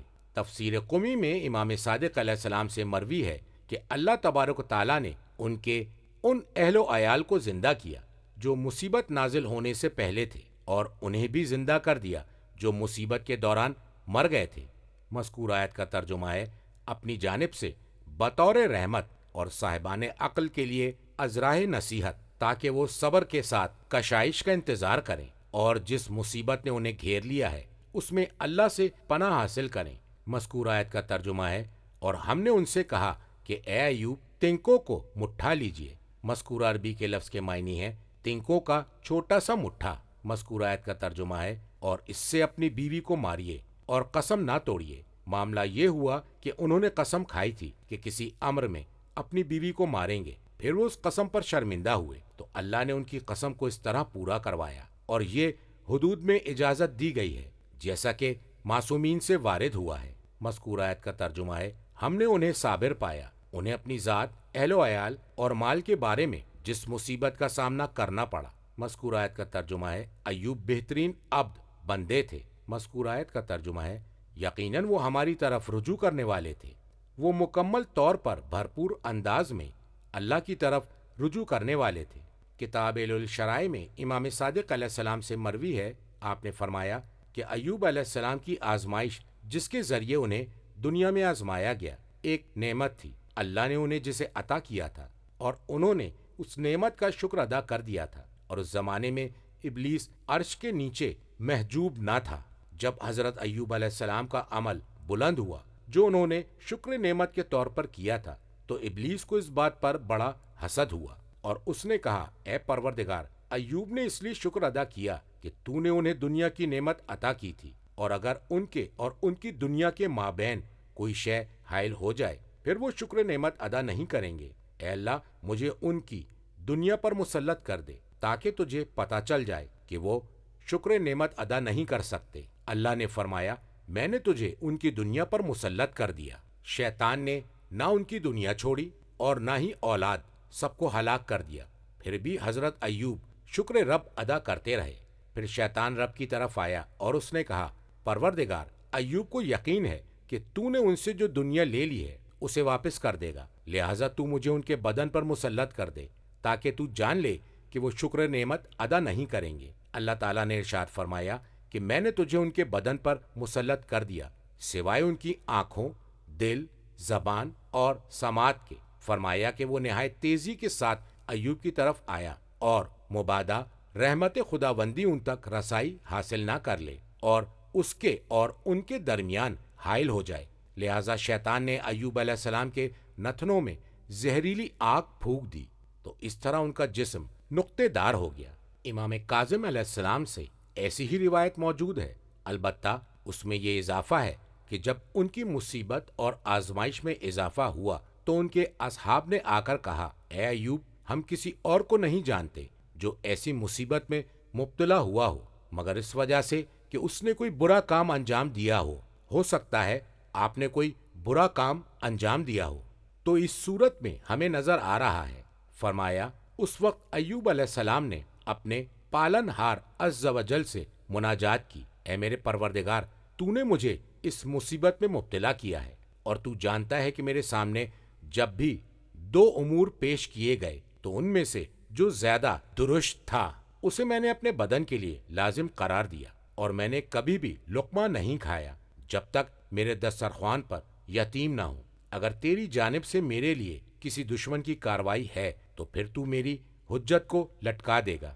فرمایا کہ ایک بادل آیا اور کسی بولنے والے نے اس میں گفتگو کی۔ فرمایا، اے ایوب، تمہاری حجت میں لٹکا رہا ہوں۔ فرمایا کہ ایوب علیہ السلام نے اس حجت پر اپنی تہبند کو باندھا اور گھٹنے کے بل جھک گئے اور کہا، تو نے مجھے اس مصیبت میں مبتلا کیا ہے اور تو جانتا ہے کہ جب بھی مجھ تک دو امور پیش کیے گئے ہیں ان میں سے سب سے زیادہ درست امر کو اپنے بدن کے لیے اختیار کرتا ہوں، اور میں نے کبھی بھی ایک لقمہ نہیں کھایا جب تک میرے دسترخوان پر یتیم نہ ہو۔ فرمایا، ان سے کہا گیا، اے ایوب، اطاعت کو کس نے تمہارے لیے محبوب بنایا؟ امام نے فرمایا، ایوب علیہ السلام نے ایک مٹھی مٹی لے کر اپنے منہ میں رکھ لی، پھر فرمایا، تو نے، اے میرے پروردگار۔ امام صادق علیہ السلام سے مروی ہے کہ اللہ تبارک و تعالیٰ نے حضرت ایوب علیہ السلام کو بغیر کسی گناہ کے امتحان میں مبتلا رکھا۔ انہوں نے صبر کیا یہاں تک کہ انہیں آر دلائی گئی، اور یقیناً انبیاء آر پر صبر نہیں کرتے۔ کتاب کافی میں امام صادق علیہ السلام سے مروی ہے کہ اللہ تعالیٰ مومن کو ہر آزمائش میں ڈالتا ہے اور ہر موت سے اسے ہمکنار کرتا ہے، لیکن اس کی عقل کو لے جانے کا امتحان نہیں لیتا۔ کیا تم نے نہیں دیکھا کہ ابلیس حضرت ایوب علیہ السلام کے مال اور ان کے اہل و عیال اور ان کی ہر چیز پر کس طرح مسلط ہوا، لیکن ان کی عقل پر تسلط حاصل نہ کر سکا، انہیں چھوڑ دیا۔ وہ توحید باری ازاسمہ بیان کرتے رہے، اور ایک روایت میں ہے کہ ابلیس حضرت ایوب پر مسلط ہوا، ان کے حلیے کو بگاڑ دیا، لیکن ان کے دین پر تسلط نہ پا سکا۔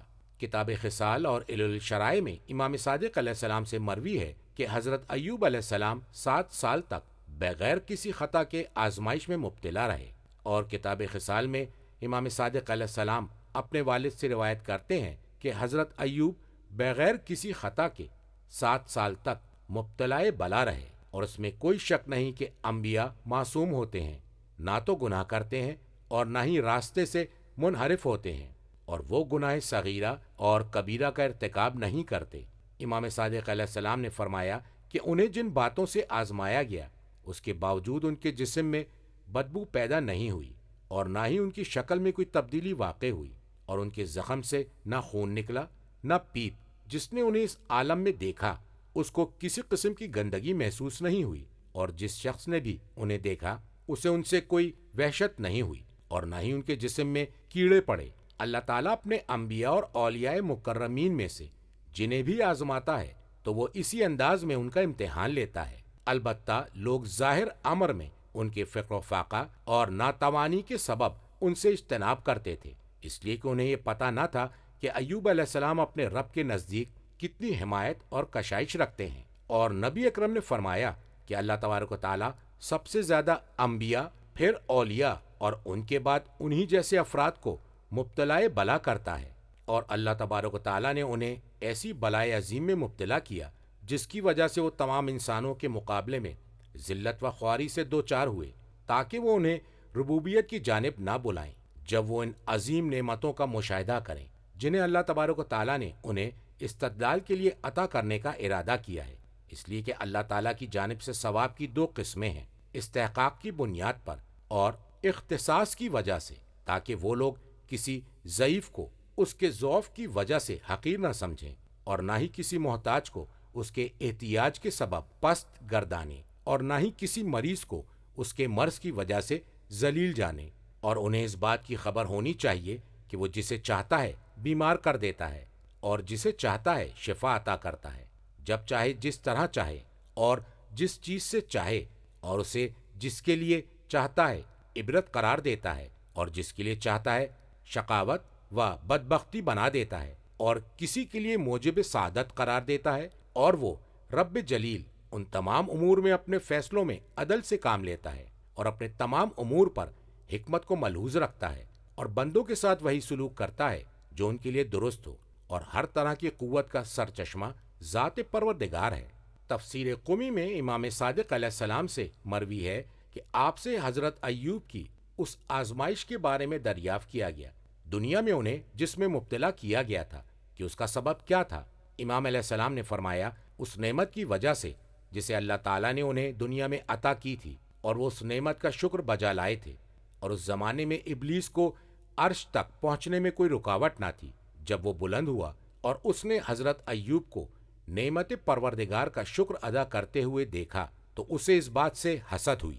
اس نے کہا، اے رب متعال، ایوب نے اس نعمت کا شکر اس لیے ادا کیا کہ تو نے یہ نعمتیں انہیں دنیا میں عطا کی ہیں۔ اگر تو انہیں دنیاوی نعمتوں سے محروم کر دے تو وہ ہرگز شکر نعمت ادا نہیں کریں گے، لہٰذا تو مجھے ان پر مسلط کر دے تاکہ تجھے پتہ چل جائے کہ وہ ہرگز تیری نعمت کا شکر ادا نہیں کریں گے۔ اس سے کہا گیا کہ میں نے تجھے ان کے مال اور اولاد پر تسلط دے دیا ہے۔ فرمایا، ابلیس نیچے اترا اور اس نے ان کے مال اور اولاد میں سے کچھ نہ چھوڑا، سب کچھ تباہ کر دیا۔ ایوب علیہ السلام نے اللہ کا زیادہ شکر ادا کیا اور زیادہ حمد کی۔ شیطان نے کہا، مجھے ان کی زراعت پر تسلط دے دے۔ اللہ نے فرمایا، ہاں، میں نے تجھے تسلط دے دیا۔ اس نے تمام شیاطین کو جمع کیا، انہوں نے زراعت میں پھونک مار کر اسے خاکستر کر دیا۔ ایوب علیہ السلام کا شکر و حمد اور زیادہ بڑھ گیا۔ شیطان نے کہا، پروردگار، مجھے ان کی بھیڑ بکریوں کے ریوڑ پر تسلط دے دے۔ اللہ نے شیطان کو تسلط دے دیا اور اس نے تمام جانوروں کو ہلاک کر ڈالا۔ ایوب علیہ السلام کے شکر و حمد میں اور اضافہ ہو گیا۔ شیطان نے کہا، پروردگار، مجھے ان کے بدن پر تسلط دے دے، تو اللہ نے ان کے بدن پر مسلط کر دیا، سوائے ان کی عقل اور آنکھوں کے۔ ابلیس نے بدن میں پھونک ماری تو سر سے پاؤں تک وہ ایک زخم کی طرح بن گیا۔ وہ ایسی حالت میں کافی عرصے تک باقی رہے اور حمد و شکر پروردگار کرتے رہے، یہاں تک کہ ان کے بدن میں کیڑے پڑ گئے۔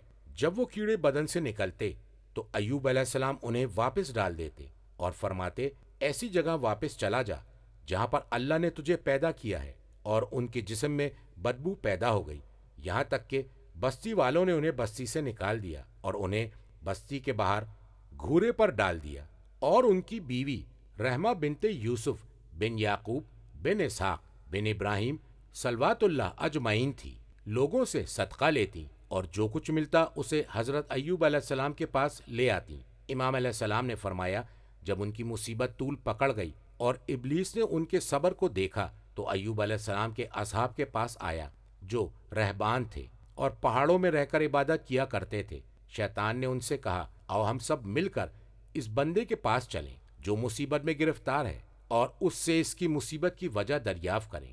تو وہ بھورے رنگ کے خچروں پر سوار ہو کر گئے۔ جب ان کے قریب پہنچے تو ان کے جسم سے جو بدبو آ رہی تھی اس کی وجہ سے ان کے خچر بدک گئے۔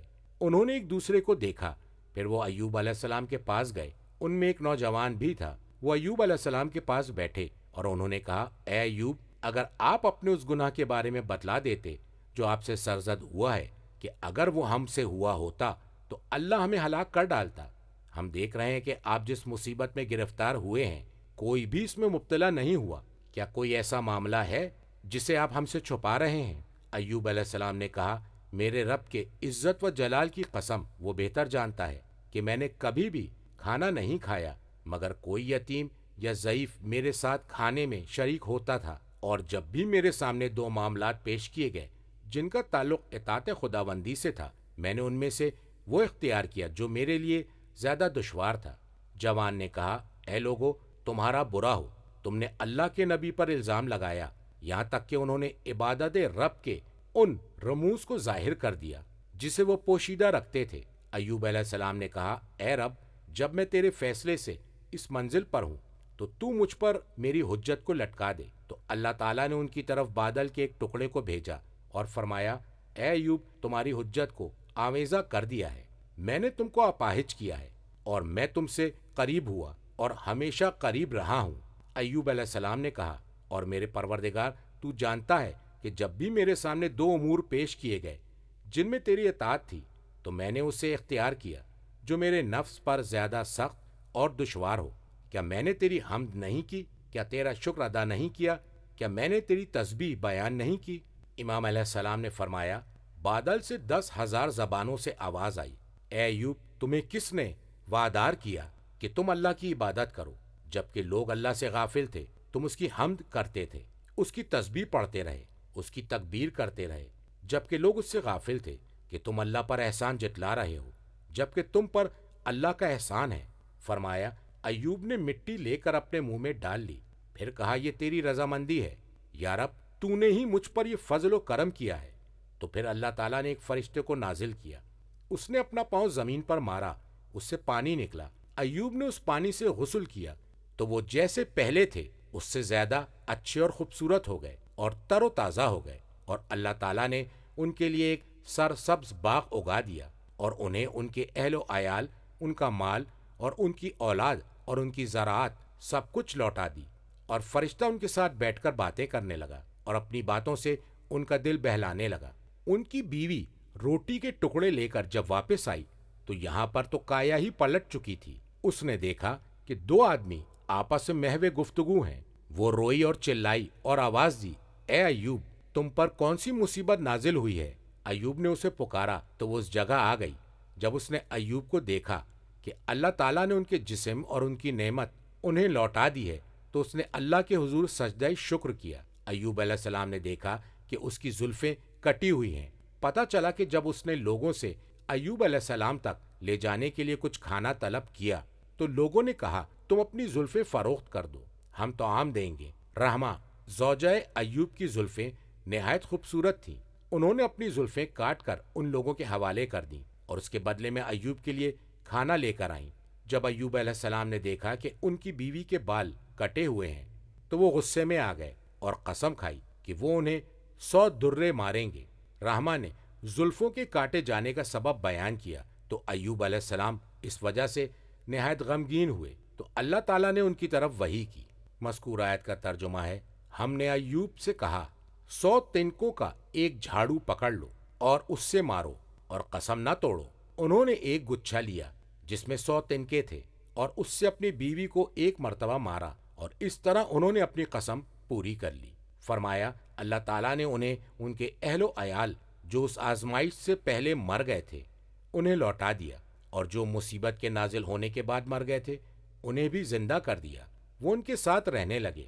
حضرت ایوب علیہ السلام سے صحت و عافیت ملنے کے بعد سوال کیا گیا کہ کون سی چیز زیادہ سخت تھی جو آپ پر گزری؟ فرمایا کہ دشمنوں کی شماتت، دوسروں کی مصیبت پر خوش ہونا۔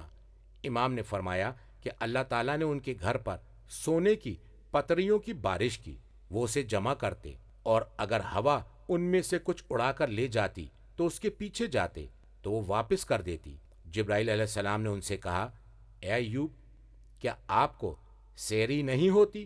ایوب علیہ السلام نے جواب دیا کہ اپنے رب کے عطا کردہ رزق سے کون سیر ہوتا ہے؟ میں فیض کاشانی کہتا ہوں، پہلی روایت میں جس بدن کی بات کی گئی ہے کہ جس میں بدبو پیدا نہیں ہوئی اور بدن میں کیڑے نہیں پڑے، وہ انبیاء اور اولیاء کا اصلی بدن ہے، جسے جوں کا تو اٹھا لیا جاتا ہے، جسے ایسی مٹی سے پیدا کیا گیا ہے جس مٹی سے مومنین کی ارواح کو خلق کیا گیا ہے۔ اور اس روایت میں جس بدن کا ذکر کیا گیا ہے کہ جس میں بدبو تھی اور جس میں کیڑے پڑ گئے تھے، وہ بدن انصری ہے جو اس کے لیے غلاف کی مانند ہے، اور خواص کے لیے اس میں کوئی حرج نہیں ہے، اور دونوں روایتوں میں کوئی منافات نہیں ہے۔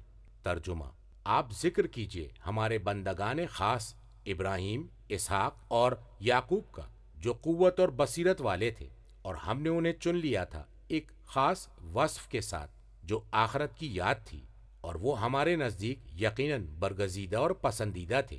اور ذکر کیجئے اسماعیل، الیسع اور ذوالکفل کا، وہ سب کے سب نیک لوگوں میں سے تھے۔ یہ ایک ذکر ہے، اور بے شک متقین کے لیے بہترین ٹھکانہ ہے۔ دائمی جنتیں جن کے دروازے ان کے لیے کھلے ہوں گے، ان میں وہ تکیے لگائے ہوئے بیٹھے ہوں گے، وہاں بے شمار پھل اور مشروبات منگوا رہے ہوں گے، اور ان کے پاس شرمیلی ہمسن بیویاں ہوں گی۔ یہ وہ ہے تم سے روز حساب کے لیے جس کا وعدہ کیا گیا تھا، یقیناً یہ ہمارا رزق ہے جو کبھی بھی ختم نہ ہوگا۔ یہ تو ہے متقین کا انجام، اور سرکشوں کا بدترین ٹھکانہ ہے جہنم، جس میں وہ جھلسیں گے، یہ بہت بری قیام گاہ ہے۔ یہ ہے ان کے لیے، وہ کھولتے ہوئے پانی اور پیپ کا ذائقہ چکھیں گے۔ مذکورہ آیت کا ترجمہ ہے، آپ ذکر کیجئے ہمارے بندگان خاص ابراہیم، اسحاق اور یعقوب کا، جو قوت اور بصیرت والے تھے۔ تفسیر قمی میں امام باقر علیہ السلام سے مروی ہے، آپ نے فرمایا کہ وہ عبادت کی قوت رکھتے تھے اور اس میں انہیں بصیرت حاصل تھی۔ مذکورہ آیت کا ترجمہ ہے، اور ہم نے انہیں ایک خاص وصف کے ساتھ چن لیا تھا، یعنی ہم نے انہیں اپنے لیے چن لیا تھا ایک خالص وصف کے ساتھ جس میں کسی قسم کی ملاوٹ نہ تھی۔ مذکورہ آیت کا ترجمہ ہے، جو آخرت کی یاد تھی، یعنی وہ ہمیشہ آخرت کا ذکر کرتے رہتے تھے، اور اسی وجہ سے ان کی اطاعت میں اخلاص تھا، اور یہ اس لیے تھا کہ ان کا مطمع نظر ہر عمل کے بجا لانے اور ترک کرنے پر اللہ کی ہمسائیگی اور اس کی ملاقات کی کامیابی تھا۔ اور لفظ دار کا اطلاق آخرت پر اس لیے کیا گیا تھا کہ وہی حقیقی گھر ہے اور دنیا تو گزرگاہ ہے۔ مذکورہ آیت کا ترجمہ ہے، اور وہ ہمارے نزدیک یقیناً برگزیدہ اور پسندیدہ تھے۔ مذکورہ آیت کا ترجمہ ہے، اور ذکر کیجئے اسماعیل اور الیسع کا۔ الیسع ابن اختوب ہیں، حضرت الیاس علیہ السلام نے بنی اسرائیل پر جنہیں اپنا جانشین مقرر کیا تھا، پھر اللہ نے انہیں نبوت سے سرفراز کیا۔ مذکورہ آیت کا ترجمہ ہے، اور ذوالکفل کا ذکر کیجئے۔ مذکورہ آیت کے لفظ سے مراد یوشع ابن نون ہے، جیسا کہ سورۃ الانبیاء کی آیت نمبر 85 کے ذیل میں بیان کیا جا چکا ہے۔ مذکورہ آیت کا ترجمہ ہے، اور وہ سب کے سب منتخب روزگار افراد میں سے تھے۔ مذکورہ آیت کا ترجمہ ہے، یہ ایک ذکر ہے اور بے شک متقین کے لیے بہترین ٹھکانہ ہے۔ مذکورہ آیت کے لفظ کے معنی ہیں واپس آنے کی جگہ، لوٹنے کی جگہ۔ مذکورہ آیت کا ترجمہ ہے دائمی جنتیں جن کے دروازے ان کے لیے کھلے ہوئے ہیں۔ مذکورہ آیت کا ترجمہ ہے ان میں وہ تکیے لگائے ہوئے بیٹھے ہوئے ہوں گے۔ مذکورہ آیت کا ترجمہ ہے وہاں بے شمار پھل اور مشروبات منگوا رہے ہوں گے۔ کہا گیا ہے کہ صرف پھلوں پر اس لیے اکتفا کی گئی تاکہ واضح کیا جائے کہ ان کے کھانے کا مقصد محض لذت حاصل کرنا ہے۔ غذا کھانے کا مقصد جسم کو توانا کرنا ہوتا ہے اور جنت میں کسی قسم کی کمزوری نہیں ہوتی۔ مذکورہ آیت کا ترجمہ ہے اور ان کے پاس شرمیلی بیویاں ہوں گی، ایسی بیویاں جو شوہروں کے علاوہ کسی اور کی طرف نہیں دیکھتی ہوں گی۔ مذکورہ آیت کے لفظ سے مراد ہم سن عورتیں، نہ ان میں بوڑھی ہوں گی اور نہ ہی بالکل بچی، بلکہ جوان رعانہ۔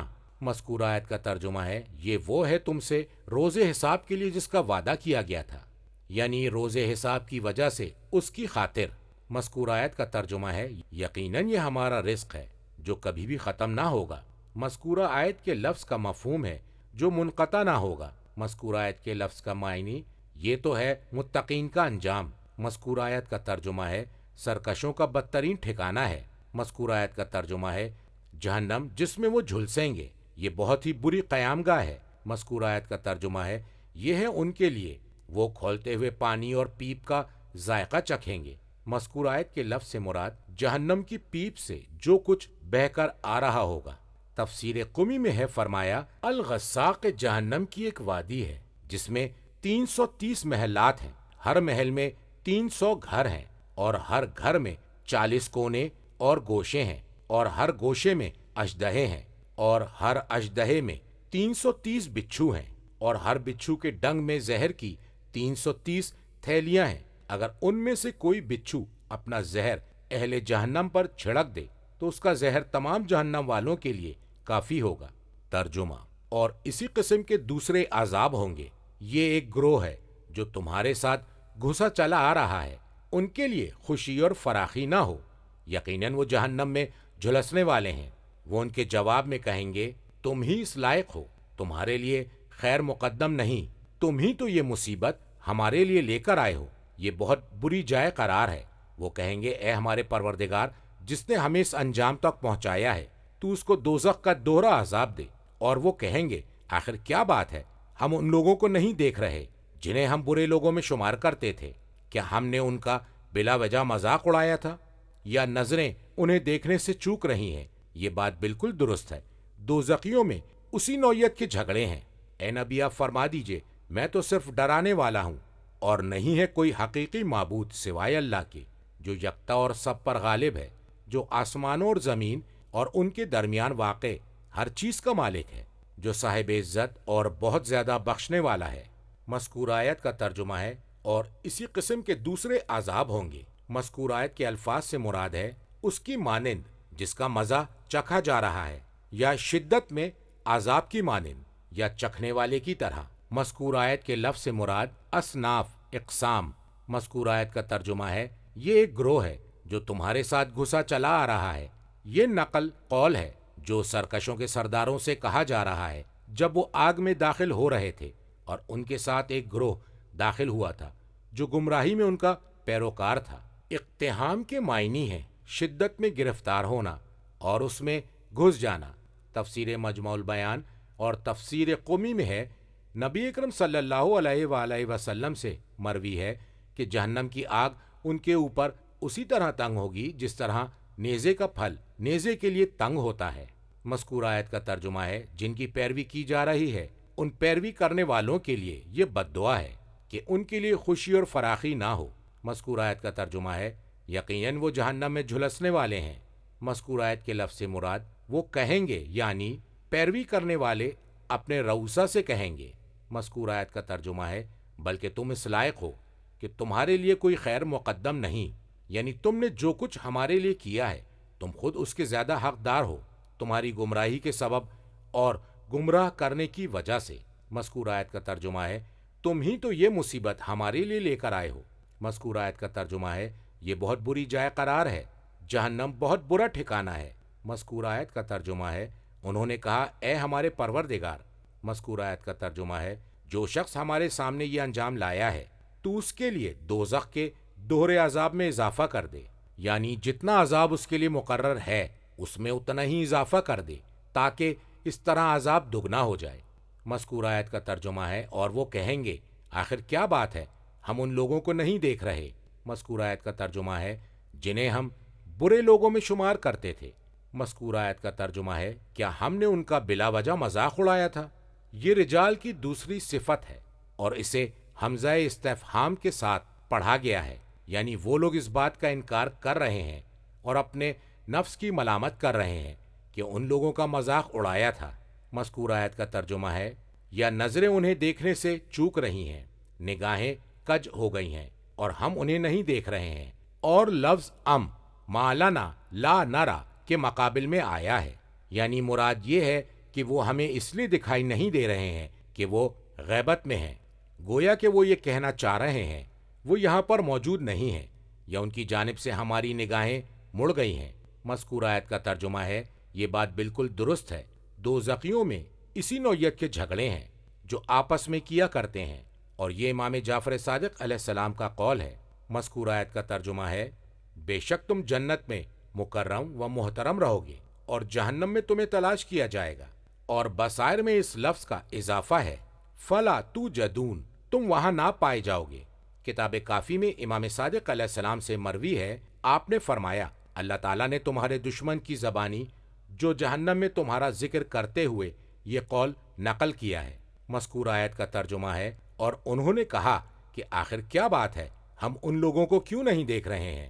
امام علیہ السلام نے فرمایا، خدا کی قسم، اللہ تعالیٰ نے تمہارے علاوہ کسی اور کو مراد نہیں لیا ہے، تم اس عالم کے لوگوں کے نزدیک برے لوگوں میں سے تھے، اور خدا کی قسم تم جنت میں مکرم و محترم ہوگے اور جہنم میں بھی تم کو ڈھونڈا جا رہا ہوگا۔ اور ایک روایت میں ہے کہ خدا کی قسم تم میں سے 2 افراد بھی جہنم میں نہیں جائیں گے، اور خدا کی قسم ایک بھی جہنم میں نہیں جائے گا، خدا کی قسم تم ہی وہ افراد ہو جن کے بارے میں اللہ تبارک و تعالیٰ نے ارشاد فرمایا ہے، وَقَالُوا مَا لَنَا، پھر فرمایا کہ خدا کی قسم وہ تمہیں جہنم میں تلاش کریں گے لیکن وہ تم میں سے کسی کو بھی وہاں نہ پائیں گے۔ اور ایک روایت میں ہے کہ جب جہنم میں جانے والے جہنم میں مستقر ہو جائیں گے وہ تمہیں تلاش کریں گے لیکن تم میں سے کسی کو وہاں نہ پائیں گے، تو وہ ایک دوسرے سے کہیں گے ما لنا، فرمایا، اور یہ اللہ تعالیٰ کا قول ہے۔ مذکور آیت کا ترجمہ ہے، وہ تمہارے بارے میں آپس میں جھگڑیں گے جس طرح وہ دنیا میں کہا کرتے تھے۔ تفسیر مجموع البیان اور جوامع میں اسی سے ملتی جلتی روایت ہے، قل، اے محمد آپ مشرکین سے فرما دیجئے، مذکور آیت کا ترجمہ ہے، میں تو صرف ڈرانے والا ہوں، میں تمہیں عذاب خداوندی سے ڈرا رہا ہوں۔ مذکور آیت کا ترجمہ ہے، اور نہیں ہے کوئی معبود سوائے اللہ کے جو یکتا ہے، جس کا کوئی شریک نہیں اور نہ ہی اس کا کوئی حصے دار ہے۔ مذکور آیت کے لفظ سے مراد وہ ہر شے پر غالب ہے۔ مذکور آیت کا ترجمہ ہے، جو آسمانوں اور زمین اور ان کے درمیان واقع ہر چیز کا مالک ہے، ان کی تخلیق اسی کی جانب سے ہے اور ان کا معاملہ بھی اسی پر منتہی ہوتا ہے۔ مذکور آیت کے لفظ سے مراد جو صاحب عزت ہے، غالب ہے، جب وہ سزا دیتا ہے تو کسی سے مغلوب نہیں ہوتا۔ مذکور آیت کے لفظ سے مراد اور بہت زیادہ بخشنے والا ہے، وہ جس کے لیے چاہتا ہے اور جو گناہ چاہتا ہے بخش دیتا ہے، اور ان اوصاف کے ساتھ توحید کا بیان ہے، اور مشرکین اور موحدین کے لیے وعدہ اور وعید ڈراوا ہے۔ اور یہ آیت میں لفظ قہار و عزیز کو مکرر لا کر وعید، ڈراوے کی نشاندہی کی گئی ہے، اور اسے اس لیے مقدم رکھا گیا کیونکہ مدعا اور ہدف انذار ڈرانا تھا۔ ترجمہ، اے نبی آپ فرما دیجئے، یہ بہت بڑی خبر ہے تم جس سے روگردانی کر رہے ہو، مجھے کوئی اطلاع نہ تھی جب ملائے اعلیٰ عالم بالا میں وہ ایک دوسرے سے جھگڑ رہے تھے، مجھے تو وحی کے ذریعے اس لیے یہ باتیں بتائی جاتی ہیں کہ میں واضح خبردار کرنے والا ہوں۔ مذکور آیت کا ترجمہ ہے، اے نبی آپ فرما دیجئے، یہ بہت بڑی خبر ہے۔ مذکور آیت کا ترجمہ ہے، تم جس سے روگردانی کر رہے ہو، کہا گیا ہے یعنی میں تمہیں جس خبر سے آگاہ کر رہا ہوں، اور کہا گیا ہے کہ اس کے بعد آدم علیہ السلام کی خبر تھی۔ تفسیر قمی میں ہے، اس سے مراد امیر المومنین علیہ السلام ہے۔ کتاب بصائر میں امام باقر علیہ السلام سے مروی ہے، آپ نے فرمایا، وہ خدا کی قسم امیر المومنین علیہ السلام ہے۔ امام صادق علیہ السلام سے مروی ہے کہ النبا سے مراد امامت ہے۔ مذکور آیت کا ترجمہ ہے، مجھے کوئی اطلاع نہ تھی جب ملائے اعلیٰ عالم بالا میں وہ ایک دوسرے سے جھگڑ رہے تھے، اس لیے کہ کلام ملائکہ کی اطلاع اور ان کی بات چیت سوائے وحی کے کسی اور ذریعے سے معلوم نہیں کی جا سکتی۔ مذکور آیت کا ترجمہ ہے، مجھے تو وحی کے ذریعے اس لیے یہ باتیں بتائی جاتی ہیں کہ میں واضح خبردار کرنے والا ہوں۔ تفسیر قمی میں امام باقر علیہ السلام سے حدیث معراج کے ذیل میں وارد ہوا ہے، جس کا ابتدائی حصہ سورہ بنی اسرائیل کی آیت نمبر 1 کے تحت بیان کیا جا چکا ہے۔ امام علیہ السلام نے فرمایا کہ جب جبرائیل امین نے حضور اکرم صلی اللہ علیہ وآلہ وسلم کو سدرۃ المنتہا تک پہنچا دیا تو اس کے بعد وہ پیچھے ہو گئے، اور آن حضرت نے فرمایا، اے جبرائیل، اس مقام پر تم مجھے تنہا چھوڑ رہے ہو؟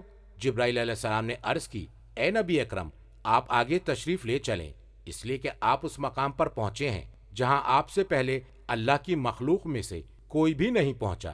آن حضرت فرماتے ہیں کہ میں نے اپنے رب کے نور کو دیکھا اور میرے اور رب کے درمیان سجہ حائل ہو گئی۔ امام علیہ السلام سے دریافت کیا گیا کہ سجہ سے کیا مراد ہے، تو آپ نے اپنے چہرے سے زمین کی طرف اور اپنے ہاتھ سے آسمان کی طرف اشارہ کیا اور فرما رہے تھے، مذکورہ عربی کا ترجمہ ہے، میرے رب کا جلال، میرے رب کا جلال، میرے رب کا جلال۔ پھر ارشاد ہوا، یا محمد، میں نے کہا، لبیک یا رب، اے میرے پروردگار، میں حاضر ہوں۔ فرمایا، ملائے اعلیٰ کس بارے میں الجھ رہے ہیں؟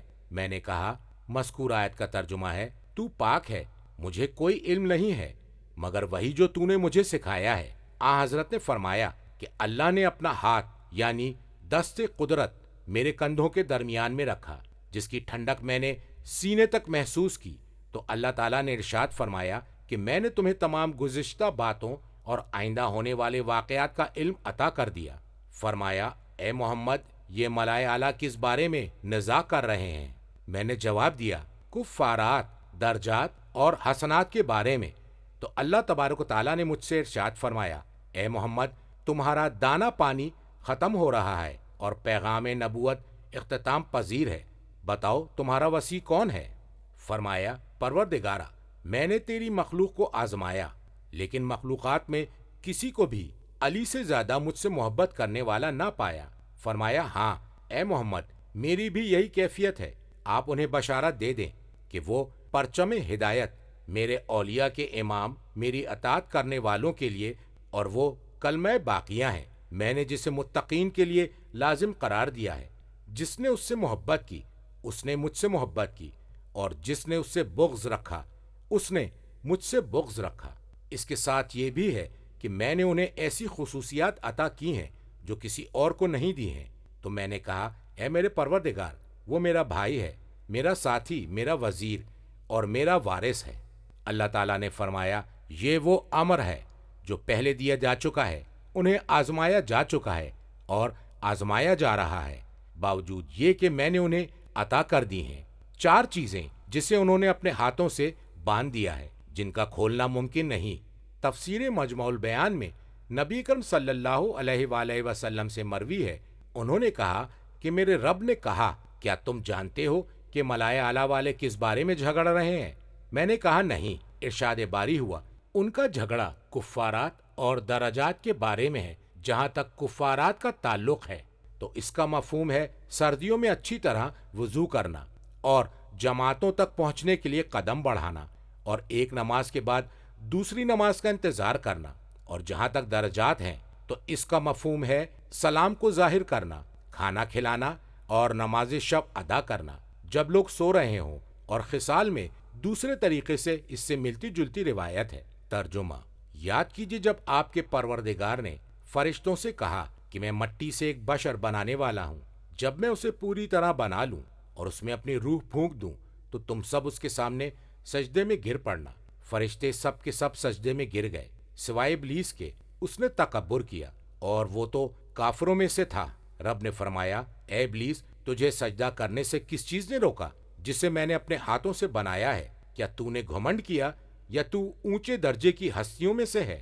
ابلیس نے کہا، میں اس سے بہتر ہوں، تو نے مجھے آگ سے پیدا کیا اور اسے مٹی سے بنایا ہے۔ ارشاد باری ہوا، اچھا تو یہاں سے نکل جا، تو مردود ہے اور روز جزا تک تجھ پر میری لعنت ہے۔ اس نے کہا، اے میرے رب، مجھے اس وقت تک مہلت دے دے جب لوگ دوبارہ اٹھائے جائیں گے۔ ارشاد فرمایا، تجھے مہلت دے دی گئی اس دن تک جس کا وقت مجھے معلوم ہے۔ اس نے کہا، تیری عزت و جلال کی قسم، میں سب کو بہکاؤں گا سوائے تیرے خالص بندوں کے۔ ارشاد ہوا، یہ حق ہے اور میں حق بات ہی کہتا ہوں کہ ضرور بے ضرور میں جہنم کو بھر دوں گا تجھ سے اور ان لوگوں سے جو ان میں سے تیری پیروی کریں گے۔ اے نبی آپ فرما دیجئے میں تم سے تبلیغ رسالت کا کوئی اجر طلب نہیں کرتا اور میں تکلف کرنے والوں میں سے نہیں ہوں۔ یہ تو عالمین کے لیے ایک نصیحت ہے اور کچھ ہی عرصے بعد تمہیں اس کا حال معلوم ہو جائے گا۔ مذکور آیت کا ترجمہ ہے، یاد کیجئے جب آپ کے رب نے فرشتوں سے کہا۔ مذکور آیت کا ترجمہ ہے، میں مٹی سے ایک بشر بنانے والا ہوں۔ مذکور آیت کا ترجمہ ہے، جب میں اسے پوری طرح بنا لوں، یعنی اس کی تخلیق میں اعتدال پیدا ہو جائے۔ مذکور آیت کا ترجمہ ہے، اور اس میں اپنی روح پھونک دوں، یعنی روح پھونک کر اسے زندہ کر دوں۔ روح کی طہارت اور شرف کی وجہ سے اسے اپنی ہستی کی طرف نسبت دی۔ مذکور آیت کا ترجمہ ہے، تو تم سب اس کے سامنے گر پڑنا، جھک جانا۔ مذکور آیت کے لفظ سے مراد سجدے میں اس کی عزت و تکریم اور تعظیم کے لیے، اور اس بارے میں ہم سورہ بقرہ کی آیت نمبر 34 کے ذیل میں بیان کر چکے ہیں۔ مذکور آیت کا ترجمہ ہے، فرشتے سب کے سب سجدے میں گر گئے۔ مذکور آیت کا ترجمہ ہے، سوائے ابلیس کے۔ مذکور آیت کے لفظ سے مراد اس نے تکبر کیا۔ مذکور آیت کا ترجمہ ہے، اور علم خداوندی میں وہ کافروں میں سے تھا۔ مذکور آیت کا ترجمہ ہے، رب نے فرمایا، اے ابلیس تجھے سجدہ کرنے سے کس چیز نے روکا؟ مذکور آیت کا ترجمہ ہے، جسے میں نے اپنے دونوں ہاتھوں سے بنایا ہے۔ کتاب عیون اور توحید میں امام رضا علیہ السلام سے ہے، آپ نے فرمایا کہ اس سے مراد ہے اپنی قدرت اور قوت سے خلق فرمایا۔ تفسیر قمی میں امام صادق علیہ السلام سے مروی ہے کہ اگر اللہ تعالیٰ تمام مخلوقات کو خود اپنے ہاتھوں سے بناتا تو پھر حضرت آدم علیہ السلام کی تخلیق کے وقت یہ دلیل پیش نہ کرتا۔ مذکور آیت کا ترجمہ ہے، تجھے سجدہ کرنے سے کس چیز نے روکا جسے میں نے اپنے دونوں ہاتھوں سے بنایا ہے؟ کیا تم یہ دیکھتے ہو کہ اللہ اشیاء کو اپنے ہاتھوں سے مبعوث کرتا ہے؟ مذکور آیت کا ترجمہ ہے، کیا تو نے گھمنڈ کیا؟ یا تو اونچے درجے کی ہستیوں میں سے ہے؟ تو نے گھمنڈ کیا جس کا تجھے حق نہیں، یا تو ان ہستیوں میں سے جو بلند و بالا ہیں اور اونچے درجوں کے مستحق ہے؟ مذکور آیت کا ترجمہ ہے، ابلیس نے کہا میں اس سے بہتر ہوں۔ مذکور آیت کا ترجمہ ہے، تو نے مجھے آگ سے پیدا کیا اور اسے مٹی سے بنایا ہے۔ اس کی تفسیر سورہ اعراف کی آیت نمبر 12 کے ذیل میں بیان کی جا چکی ہے۔ مذکور آیت کا ترجمہ ہے، ارشاد باری ہوا، اچھا تو یہاں سے نکل جا، تو مردود ہے۔ مذکور آیت کا ترجمہ ہے، اور بتحقیق روز جزا تک تجھ پر میری لعنت ہے۔ مذکور آیت کا ترجمہ ہے، اس نے کہا اے میرے رب مجھے اس وقت تک مہلت دے دے جب لوگ دوبارہ اٹھائے جائیں گے۔ مذکور آیت کا ترجمہ ہے، ارشاد فرمایا تجھے مہلت دے دی گئی۔ مذکور آیت کا ترجمہ ہے، اس دن تک جس کا وقت مجھے معلوم ہے۔ اس کا بیان سورہ ہجر کی آیت نمبر 83 کے ذیل میں کیا جا چکا ہے۔ مذکور آیت کا ترجمہ ہے، شیطان نے کہا تیری عزت و جلال کی قسم۔ مذکور آیت کا ترجمہ ہے، میں سب کو بہکاؤں گا۔ مذکور آیت کا ترجمہ ہے، سوائے تیرے خالص بندوں کے، وہ لوگ جنہیں اللہ نے چن لیا ہے یا انہوں نے اپنے قلوب کو اللہ کے لیے خالص قرار دیا ہے۔ اور اس لفظ کو مخلصین اور مخلصین لام کے زیر اور لام کے زبر کے ساتھ پڑھا گیا ہے۔ مذکور آیت کا ترجمہ ہے، ارشاد ہوا یہ حق ہے اور میں حق بات ہی کہتا ہوں۔ مذکور آیت کے لفظ کے معنی ہے، حق کو ثابت کرتا ہوں اور وہی کہتا ہوں۔ تفسیر قمی میں ہے کہ اللہ تعالیٰ نے فرمایا الحق، یعنی تم حق کے مطابق کرتے ہو اور میں حق بات کہتا ہوں۔ اگر الحق کو مبتدا مانا جائے تو مفہوم ہوگا الحق یمینی، یعنی حق میری طاقت ہے، یا اگر خبر مانا جائے تو مفہوم ہوگا ان الحق، میں ہی حق ہوں۔ مذکور آیت کا ترجمہ ہے کہ ضرور بے ضرور میں جہنم کو بھر دوں گا تجھ سے اور ان لوگوں سے جو ان میں سے تیری پیروی کریں گے۔ مذکور آیت کا ترجمہ ہے، اے نبی آپ فرما دیجئے میں تم سے تبلیغ رسالت کا کوئی اجر طلب نہیں کرتا۔ مذکور آیت کا ترجمہ ہے، اور میں تکلف کرنے والوں میں سے نہیں ہوں۔ متکلفین، بناوٹی باتیں کرنے والے، تصنع کرنے والے۔ کتاب کافی میں امام باقر علیہ السلام سے مروی ہے کہ اللہ کے دشمنوں، شیطان کے اولیاء، جھٹلانے والوں اور انکار کرنے والوں سے کہا۔ مذکور آیت کا ترجمہ ہے، اے نبی آپ فرما دیجئے کہ میں تم سے تبلیغ رسالت کا کوئی اجر طلب نہیں کرتا اور میں تکلف کرنے والوں میں سے نہیں ہوں کہ تم سے وہ سوال کروں جس کے تم اہل نہیں ہو۔ تو اس وقت منافقین نے ایک دوسرے سے کہا کیا محمد کے لیے یہ کافی نہیں ہے کہ انہوں نے 20 سال تک ہم کو مجبور کر کے رکھا؟ اب یہ چاہتے ہیں کہ اپنے اہل بیت کو ہماری گردنوں پر لاد دیں۔ انہوں نے کہا اللہ نے یہ نازل نہیں کیا، یہ تو بس انہی کی باتیں ہیں جو وہ کہہ رہے ہیں۔ وہ چاہتے ہیں کہ اپنے اہل بیت کو اٹھا کر ہماری گردنوں پر بیٹھا دیں۔ اگر محمد قتل کر دیے گئے یا انہیں موت آ گئی تو ہم اسے ان کے اہل بیت سے علیحدہ کر دیں گے، پھر یہ ہرگز ان کے خاندان میں واپس نہ آ سکے گی۔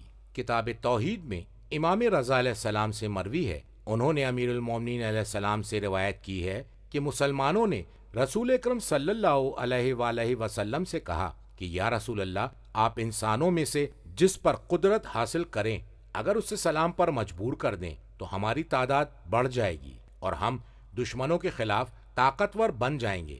رسول اللہ صلی اللہ علیہ وآلہ وسلم نے فرمایا، میں اللہ تعالیٰ سے کسی ایسی بدعت کے ساتھ ملاقات نہیں کرنا چاہتا جس کے بارے میں اللہ نے مجھ سے کچھ نہ کہا ہو، اور نہ ہی مجھے اس مقصد کے لیے پابند کیا گیا ہے۔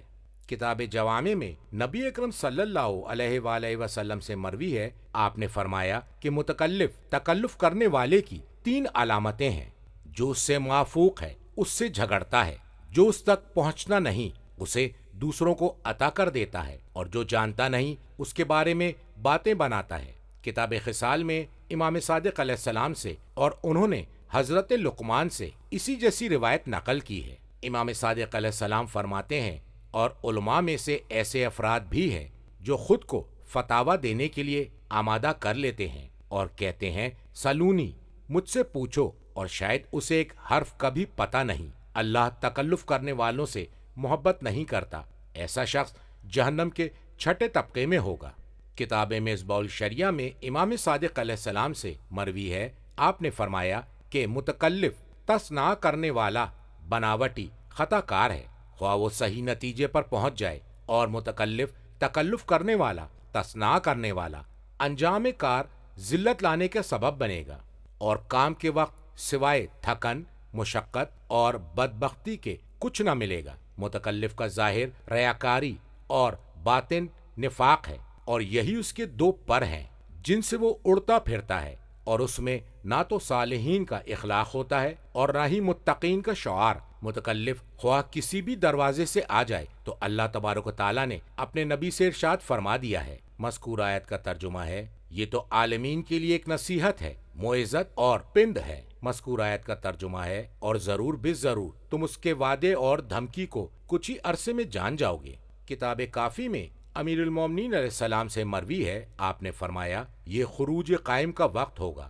کتاب ثواب الاعمال اور تفسیر مجموع البیان میں عیاشی سے اور وہ امام صادق علیہ السلام سے روایت کرتے ہیں کہ جو شخص بھی سورہ سواد کو شب جمعہ پڑھے گا تو اسے خیر و دنیا و آخرت سے اتنا کچھ مل جائے گا کہ جو کسی انسان کو بھی نہ دیا گیا ہو سوائے نبی مرسل اور ملک مقرب کے، اور اللہ تعالیٰ ایسے شخص کو جنت میں داخل کر دے گا، اور وہ اپنے اہل خانہ میں جس سے محبت کرتا ہوگا اسے بھی جنت میں داخل کر دے گا، یہاں تک کہ اس کی خدمت کرنے والے خادم کو بھی جنت میں داخل کر دے گا، خواہ وہ اس کی عیال کی حد میں نہ آتا ہو اور نہ ہی اس حد میں اس کی سفارش کی جائے۔